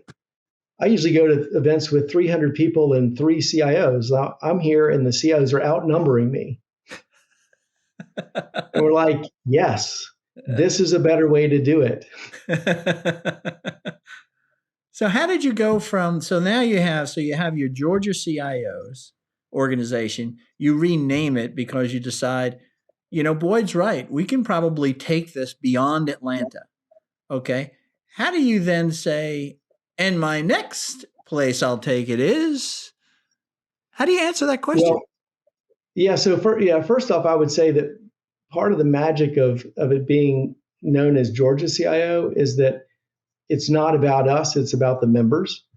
And so it's their organization, not my organization. So it needs to be known as their geography, so it's Twin Cities CIO in Minneapolis. But yet the parent organization needs a name. You can, in YPO, chapters have names throughout the country. But the parent organization is known as YPO. So in the southeastern U.S., the largest YPO chapter is the Southern 7 chapter with 500 members across 7 states. So Southern 7 is the name of that chapter, but YPO is the parent organization. And you help those chapters organize? So we've helped form those chapters, and what we've learned was that when we have a first-year CIO Year Awards, and CIOs have the opportunity to accept their nomination and then to go be honored at a a nominee event, a finalist event, and then the awards breakfast where no one knows who the winner is. And the winners are determined not by me. I don't get a vote. They're determined by prior winners from other chapters if it's the first year. That relationships are built, and they realize that like this organization sounds so different, and is the experience. This organization is so different than anything else that I've ever seen in my professional career. I think this is a good idea, and they join the chapter. They become founding members, and then we meet with them and say, what do you want to do? This is your chapter, so we So don't which have an was the agenda. first? We have a menu. We have ideas. So which was the first chapter that was organized after the Georgia chapter? Yeah, well, here's the thing that really created the genesis of the growth was Brian Shield, who was the CIO for the Weather Channel. And Brian was hired by the Boston Red Sox to be their CIO in 2013. He goes to Boston in like September, October. They win the World Series that year. He gets a World Series ring. And so he's just like 3 months removed from Atlanta or something. And he's got this beautiful World Series ring. And he calls me and says, I feel like I lost all my friends. Like there is no organization up here that convenes, the technology leaders the way that Georgia's CIO did. Would So you he come missed his here? community here, right? Right. And he Yeah. was continuing to benchmark and still kind of, use the Georgia connections to solve problems. But he said, I really think it'd be worthwhile if we, explored building a Boston CIO community. And I thought, well, Brian, if we can do this behind you, if this doesn't work, we can blame you for it, not us. We've You got and your new ring, right? Right, exactly. We can work with that. And that's when we had the first, Boston awards deal. And thanks to Ed Baker, who Is at that the the time was first the step? publisher. Is the first step to do an award ceremony? It is. Yeah. It And is. that's we've launched chapters different ways, but that's our preferred way of signing up So a what you're local telling me business happened journal as a partner. And is then because of the movement of the CIOs geographically. So once they get a taste and an experience of what it is to be in a CIO community or forum, as you call them, okay, and in a chapter, they go somewhere else and they say, I'll be the plant and kind of get it started up here. So you've got a champion. So what you're telling me, you grew because the market pulled you along. we did do some of that, right? I mean, Boston is example one of that, and another example of that was Colorado. Our Colorado chapter out of Denver was created by Craig Richardville as the founding member, who was honored with an Orby Award in Charlotte about 3 years prior. And so he moves out there to be the CIO for SCL Health. And what do you know? There's a Colorado CIO chapter. But there is so much to be said about a market that pulls you along, as opposed. It's sort of like the early years of Intellinet. It's like, if you have if I have a mail issue in 1994, Microsoft mail issue in 94, who did I call? Intellinet, right? By the time you get up into the late 90s, early 2000s, it's like, well, who should I call? Well, it's name it, right? I mean, there's hundreds of people, but you did a land grab here. You are it. You're on like a monopoly in this space, which is an incredible company that you've created here. Well, there's a lot of things that compete for CIO's time. So I don't know that we would say we're a monopoly, but we really kind of turned it inside out, back to the criticized by creating, because everything else in CIO world, if you think about any conference, a Gartner conference, Dell or Microsoft or Oracle or any it's vendor centric. It's all about them. It's all about the vendor. And so by creating a member centric approach, where the members decide who's going to speak and what the topics are, and where they host meetings at their organization. And you know this, Charlie. You've been to many large organization headquarter buildings. They have incredible meeting space, right? That they have grandiose dreams about, we're going to host all these community events here in our lobby and all this. And so they have this beautiful space that never gets used. And so when we walk up and say, hey, would you like to host an event?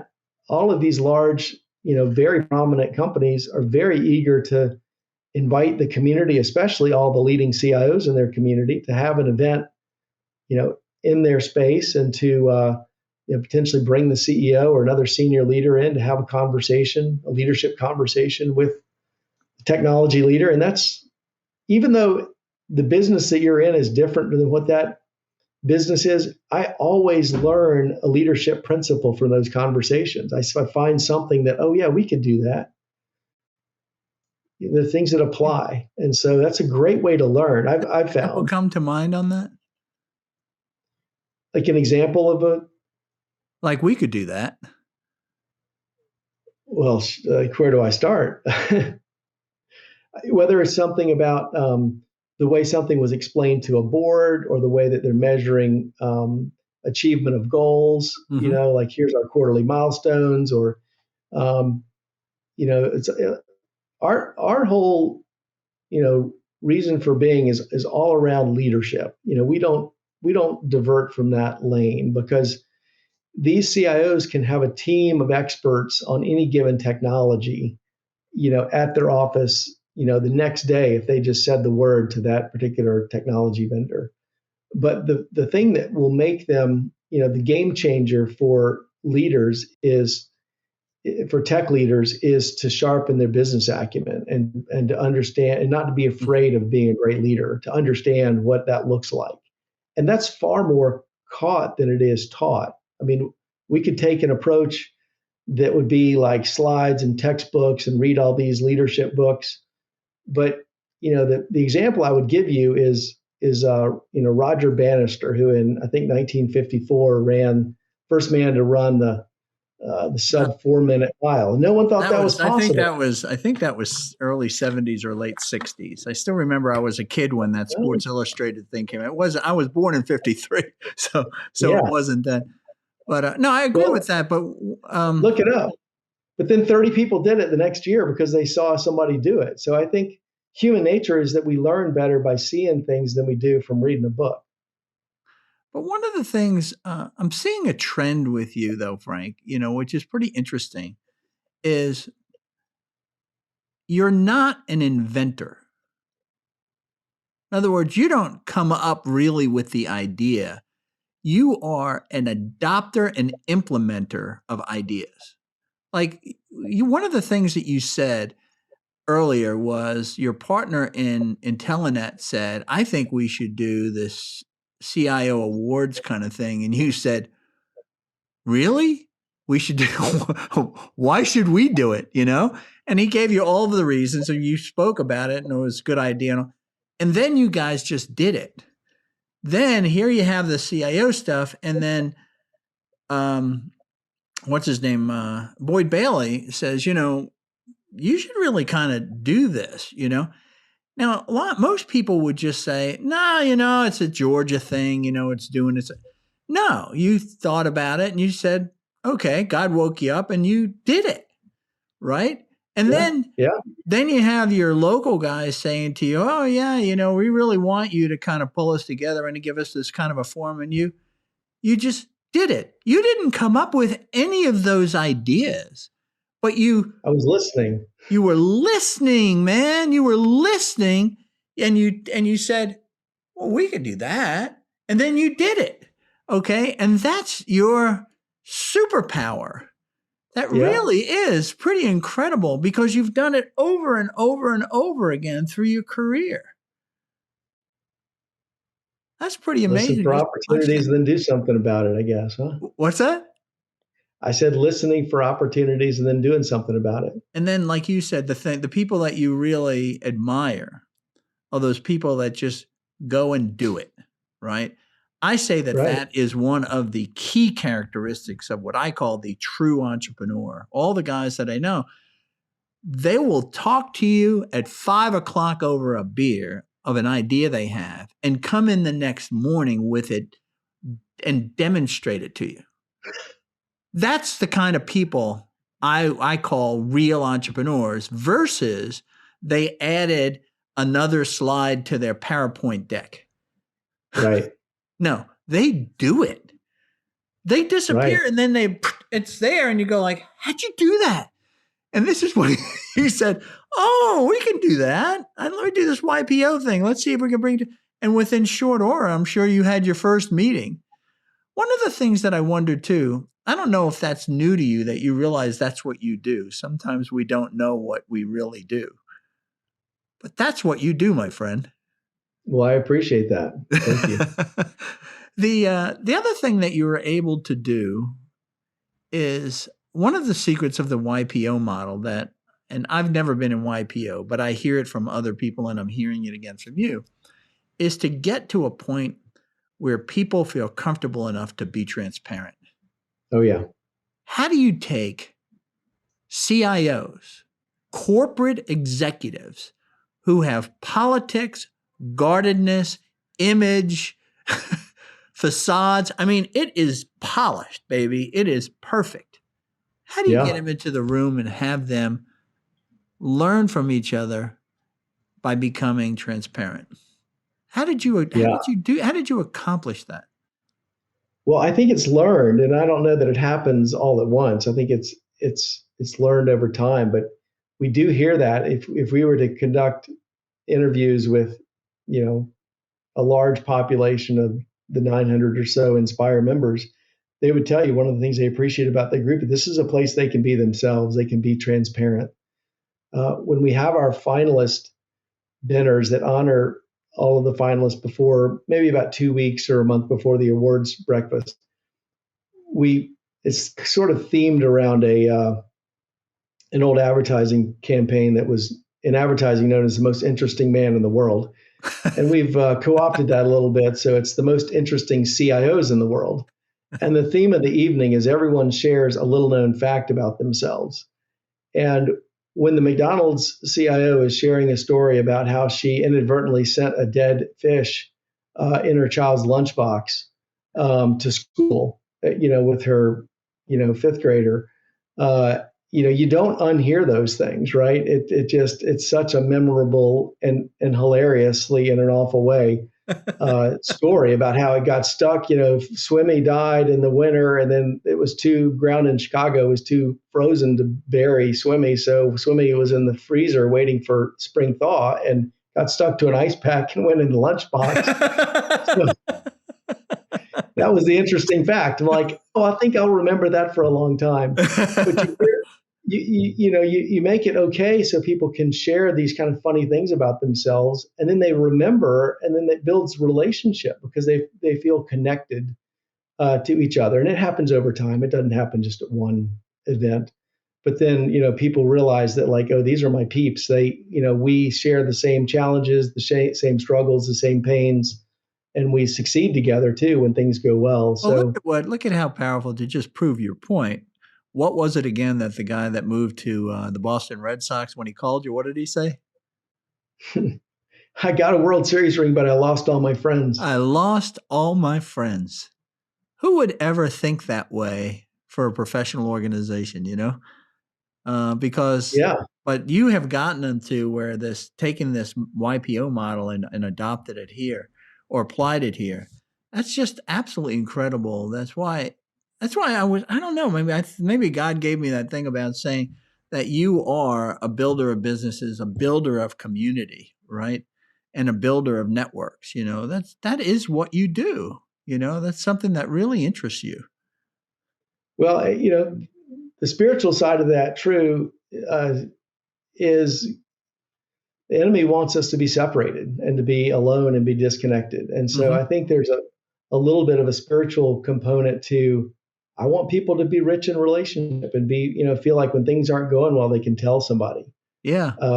And it doesn't have to be just about business, because these professional relationships become friendships, and it's just a better way to go through life is with others, and that's how you get invited on corporate boards, and how you get invited to do all kinds of things in life is just do life with people and pay it forward and help them. And one of the other things happen. that you did is what happened to the organization when the pandemic hit? You are an event driven. Even the forums we all have to get together, even if it's 10 of us, right? Yeah. So what is an event organization do when the government says don't leave your home? Right. Well, we were stuck. Thankfully, the CIOs for Zoom and for LogMeIn were members, so we organized some conference calls, and then we got our video act together in pretty short order and started conducting events with the Zoom platform. But we quickly discovered that the challenge of Zoom is that only one person can be speaking at a time. So if there's 3 people on a Zoom call, that works pretty well. 5 people, that work. 10 people, that probably still works. But you start to get to 20, 50, 100, 200, Zoom doesn't work. I mean, it'll technically work, but you lose the interest of the majority of the participants because only one person's speaking. So how can we make a big meeting feel small? And we found a platform that we, somewhat hacked. And I would say I took maybe some fraternity skills of turning a shopping cart into a race car. Is you find something that will like get you mostly the way there, and then you modify it from there. There you go. You're doing it again. This platform, right, is what is like, they criticized by creating? I love it. Go ahead. This thing's got tables in it. And so every table is like an 8-person Zoom call. And it has this little thing up in the top right corner that's the size of a postage stamp that you could play like commercials or play like a video loop or slides or something. And I said, what if we took that thing and we made it big and put it in the middle of the environment? And then we could like show a program and everybody could sit at tables and see each other and see the program. That would be really cool. That'd be almost like getting together, wouldn't it? Right. Yeah. And so you can move around to tables. You don't feel stuck, and so we called this thing Imaginate. And then we literally created another company and hired a couple young guys that are helping our members and helping other people to conduct events using the Imaginate platform because it's so relational, because you can really meet people like a real event. Like if I said, hey, Charlie, meet me at this table, then I can introduce you to the other people at my table and we can watch the program together just like at a real event. But that's what you did with Imaginate. So your market for Imaginate, you didn't just kind of go out and start selling this to just about anybody, any corporation. You focus right back on your CIOs. Well, the CIOs have had the opportunity to attend events on that platform. So they what really got my attention is when we got the Bay Area chapter together for their first virtual digital Orbi Awards back, last August or something. And I went around from table to table. They're like, what is this? This is like so cool. This is like the best digital event I've ever. I'm like, you're like the CIO for a tech company. Like, how could this thing that some, hack out of Atlanta made up be impressive? And it was. And so that's when we branded it and started promoting it to, to folks to use because who did you promote it? But that's my question is it's one thing to brand it and then promote it. Who did you promote it to? To our members primarily. Yeah. And then who were handling meetings. They were having their own meetings, right? Now you could use the same technology that you experienced at Inspire CIO and at our forums or your forums. Okay. You can now have for yourself. And it's not all that credible to say, oh, hey, I'm a member of this professional association. They have a platform that I think we could use for our company meeting. Like it kind of needs to be its own thing. So that just seemed to make more sense than just keeping it inside of Inspire. That's why you had to call it Imaginate. So it had to be. So imagine and create, right? Like we're just going to think this up and build events the way that we think they should be. And I believe that there's a great future for virtual digital events, whether it's hybrid or just publishing pushing out what's happening in a live event into this virtual environment. If you can't attend in person, you can't attend every sporting event in person. You watch some of them on TV. So why not have a way for meetings to take on a life of their own and still have conversation? Because you're just watching it. It's like this interesting. But if you get to see your friends, that like changes the dynamic. I like that picture that you said that you got the program going on, but I could see all of the people that are at the tables and everything. That I think is really fantastic. You can What mouse about, around and look for somebody. You can find them in the chat. There's a lot of ways to interact with folks. so I can go from table 6, my table, to table 23 because I saw that Frank's at table 23. Yep. Yeah. And so it's like me getting up and tapping you on your shoulder and having you turn around and just talk to me for a second, then I go back, right? And yeah, exactly. That's It's pretty just neat. like a real event where somebody would walk by and you're not going to engage in a long conversation, but they're going to tap you on the shoulder and just wave, and you saw them at the event. So what happened? So do you have, how many CIOs are there for companies that are of size, the kind that would really be your members? How many CIOs are there in the United States? Yeah, our research says there are about 15,000 organizations, and so we're going to presume they have CIOs. There are 15,000 organizations over 100 million. And what's interesting is the 50% breakpoint on that is at 500 million. So there's about 7,500 organizations that are 100 million to 500 million, and there's about 7,500 organizations that are what did I say, 500 million up to however, to the largest companies in the world. And so that's our, that 15,000 is our population of potential market size. Now, of that 15,000, like you said, the bigger organizations, right? That's where you got fewer numbers. I mean, it's every market is a triangle, right? So right. Yeah. The bottom of that triangle is those 10,000, okay, or 12,500. I don't know how many, to get some numbers that are really organizations that are at around 100 million or below 100 million. Yeah. So our research shows that 100 million to 500 million, that size there's 7,500 organizations. Okay, good. there. I got that. In the U.S., and there's 7,500 organizations that are more than 500 million. So there's 7,500 and 7,500? So that's your 15,000. Of the 15,000, you have 900 members. Okay. So that's less than 10%, right? Right.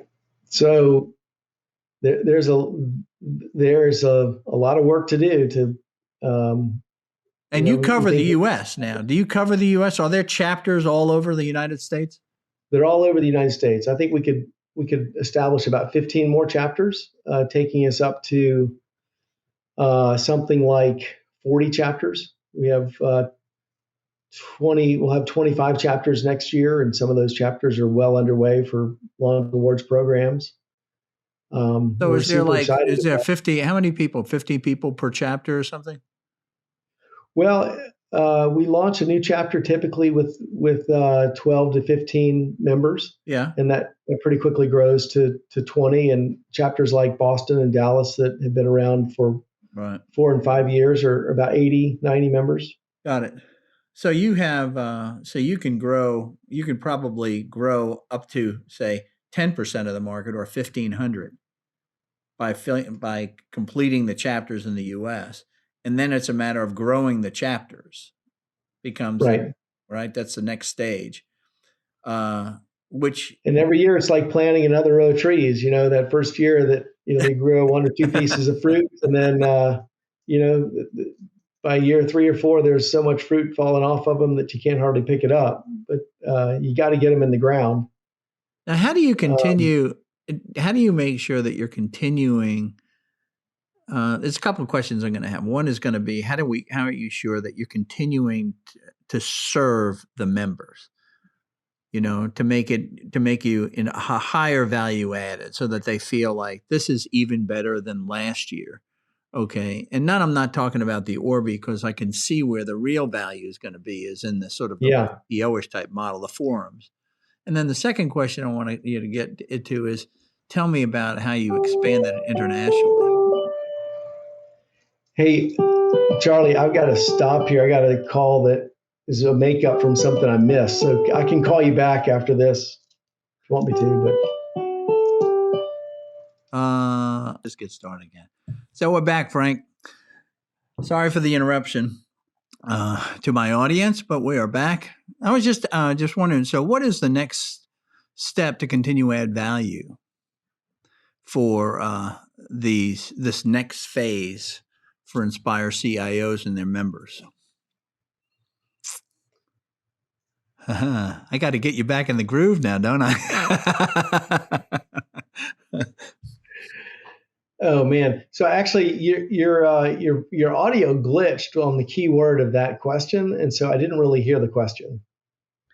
Okay, so what is the next phase? What's the plan as you go forward? Now that you're going to have, by the end of, I don't know this year, but certainly by the end of next year, you're going to have chapters all over the United States, right? So now you're getting into that next level of growth. So I capture 10% of my market. Now I need to get more of these. So I need to serve them differently, serve them better. What's that next phase of development that you're going to go through in what you offer to these members, these CIOs around the United States? Yeah, I think there's a couple of opportunities. Not only do we think that we can continue to grow our chapters and grow the number of cities that we serve, but what's especially interesting is, would this model work for other C-suite executives? Would it work for information security officers? Would it work for CFOs or CMOs or HR officers? That's something that we'd have to prove out over time, but it seems like you follow this process and relationships come out the other end. So why limit these conversations and these communities to CIOs if CIOs that have been well served and love the organization might introduce one of their colleagues to the organization that could be a sister organization that could serve perhaps a different community. And that's intriguing, and we don't know the answer to that question, but it's something that does seem to be. But it's always a big decision. When you've made good inroads into a market, when do you then go to a market that's sort of running parallel to it or attached to it, if you will, because that creates a whole nother it's a whole nother audience, right? And it is, but the closest adjacent market, I think, is that chief information security officer. And we've had questions from our members for a couple of years around, hey, is there anything that my CISO can join that's like this? So we're very interested in exploring that. As we get to kind of the second half of these chapters launching, is to come back to some of the larger chapters and gauge their interest in launching a sister chapter that would serve an adjacent market. Well, let me ask you a different question then about YPO. You've been in YPO for how many years? For about 21 years. Okay. Did it ever get to a point? Did they ever innovate during that time with regard to their program, or did it ever get to a point where you got into, well, I'm going to the YPO meeting because it's those guys are there, so I'll go there, but I don't know if I'm getting much value. Did it ever get flat for you? Okay. Yes, and the criticized by creating model applies, definitely to the amount of work that the members had to do in YPO to do fairly mundane tasks. That every chapter in YPO has chapter administrators that are sort of admin help to help the members to put on events. But all of those administrators are independent. Like there's no federation of YPO systems among chapters. There's no assistance from the corporate to help them, do this better. So I felt like there was a lot of hand-holding and a lot of work kind of put back on the members. And our model is a federated team of executive directors that share common systems and that meet regularly, and in the same way we encourage our members to inspire. There's no Inspire YPO. No, but if I was running Inspire YPO, I would do it CIO, is Inspire CIO then adding value into the chapters beyond the Orby Awards? Absolutely. I Yeah. mean, just sharing ideas between what other chapters are doing and the best practices of what's working for other chapters, makes things easier for Yeah. new chapters to have a better, more robust menu of programs to choose from and things of that nature. Have you moved have you made the decision to go international or not go international? Well, it's not our first priority. I mean, doing something like Toronto or Vancouver seems pretty simple. I think, Still London North and America. That's pretty yeah, westernized at that point. When you yeah, start, North America is pretty simple. There's a few mm, logistical things you got to work through. Getting into Europe, it's a little bit more challenging. You've got the long flights. Could those be digital events of some kind? Can we convene people digitally, using the technology that we've become so familiar with over the past 18 months because of necessity? That might, create ways to connect people in other parts of the world that we hadn't imagined before. So that's, that might it's be potentially an that's a good opportunity. way to kind of step into it. Then is to do it virtually, Right, to kind of test the water to see if you get that same market pull that you got from Boston. Do you get that same market pull from London or Paris or Belgium? Right. That's what you'd have to test. right.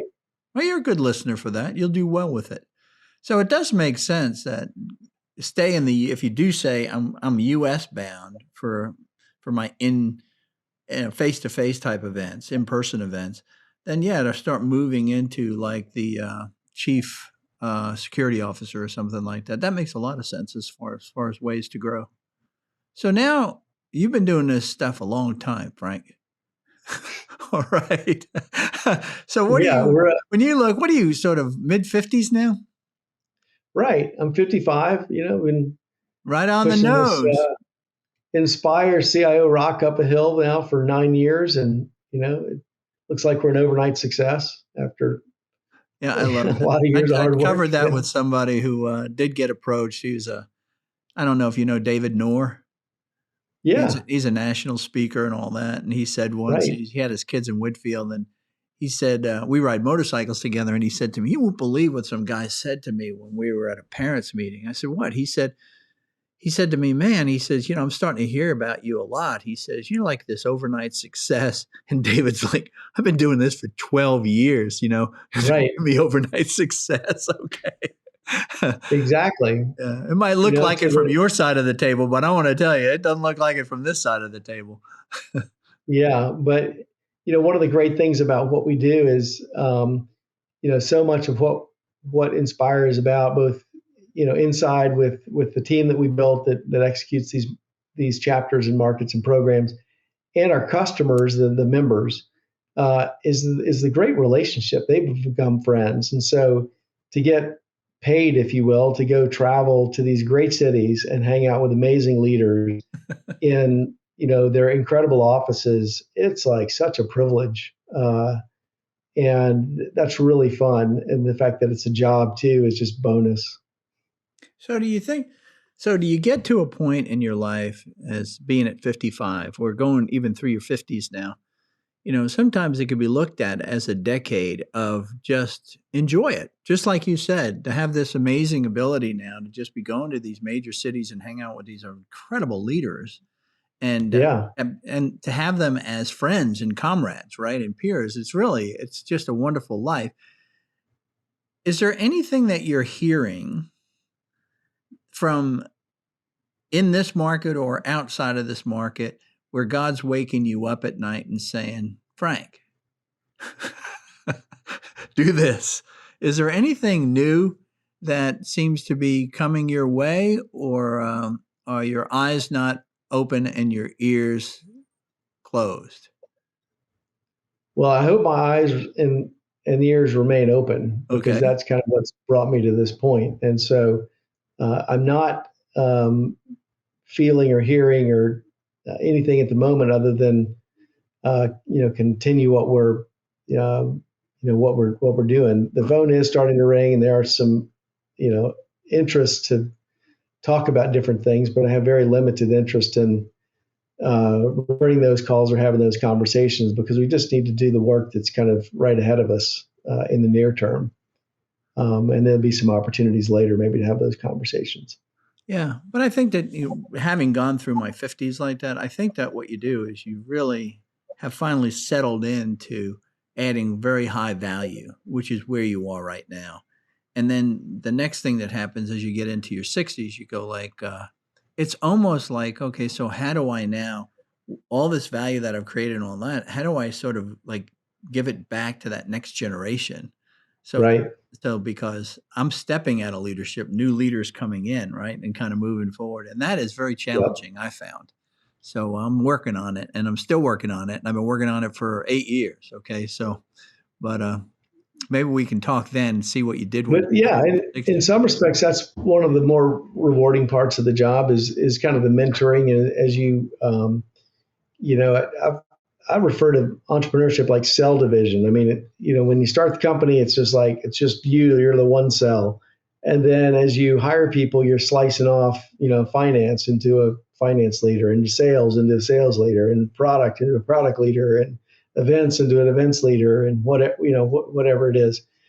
And replacing yourself and is how you grow a business. And that mentoring and the bringing along the next generation can be very, it's very energizing for me to show somebody else how to do something, Yeah. and then to feel like, I don't have to do that anymore. It's great. I think that, but the other part is the things that we do like doing, it's hard to sort of, and that we're really good at. And people say to you, "Oh, Frank, you're great at this. You just need to keep Yeah, doing that."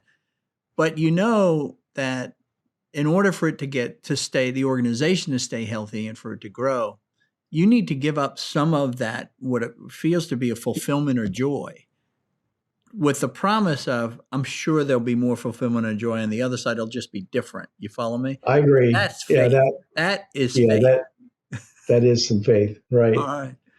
But Um, this has just been fabulous. Thanks for taking the time to do this with me today. And I'm sure one of the things I never heard is what you just said, which is I looked at entrepreneurship as cell division, and that's how we grow. I've never heard that. Did that come out of a YPO meeting, or is that you? no, that's an original Frankism right there. All right. I love that. We needed one of those to kind of close this thing. The other thing that you said is, that we're for CIOs, we're for CIOs not looking for anything from them. Is that what you said? Say that again. Yeah, we want something for them. We want them to be connected and in community and recognized for all the things that are going right.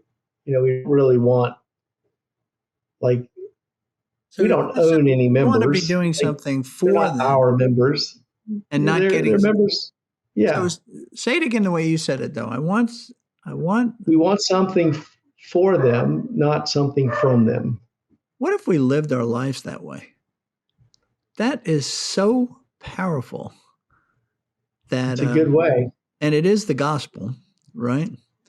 Jesus said, "I I came think to so. serve," right? Right. Yeah.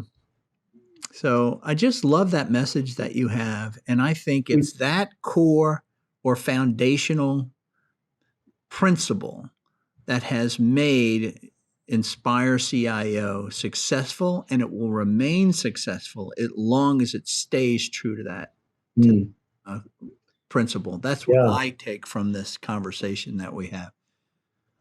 Really. Well, thanks. Well, it's easy for that stuff to be, twisted around over time or misunderstood, and it's just good to keep reminding people and be around and remind I them think that, that's hey, this hard. It's isn't about easy to us. This say, is but one of the things that you do, Frank, and I've seen this since all the time that I've known you, is you live this. This is you. And this is what has been thank the you. secret of your success. From my this is my observation. As you grow your organization, to pass that on so it's authentic in others, that's the challenge that that you have going forward. But I'm sure you're going to do that too, because God is with you. All right. Well, and he's with you as well. Well, thanks. Thanks for Well, the time today, Charlie. It's been fun. all right. I'm just going to say goodbye, and then I'll say goodbye to you as I close off. Okay. Thanks. Well, thanks, everybody. That's the Charlie Paparelli Show. Sorry for that little interruption that we had there, but Frank is all over this. Entrepreneurship is, in fact, cell division, and that's a Frank Bell quote, all his. If you want to subscribe so you don't miss an episode, go to paparelli.com and just submit your email. In the meantime, good entrepreneuring, build great companies. Thank you very much. Take care.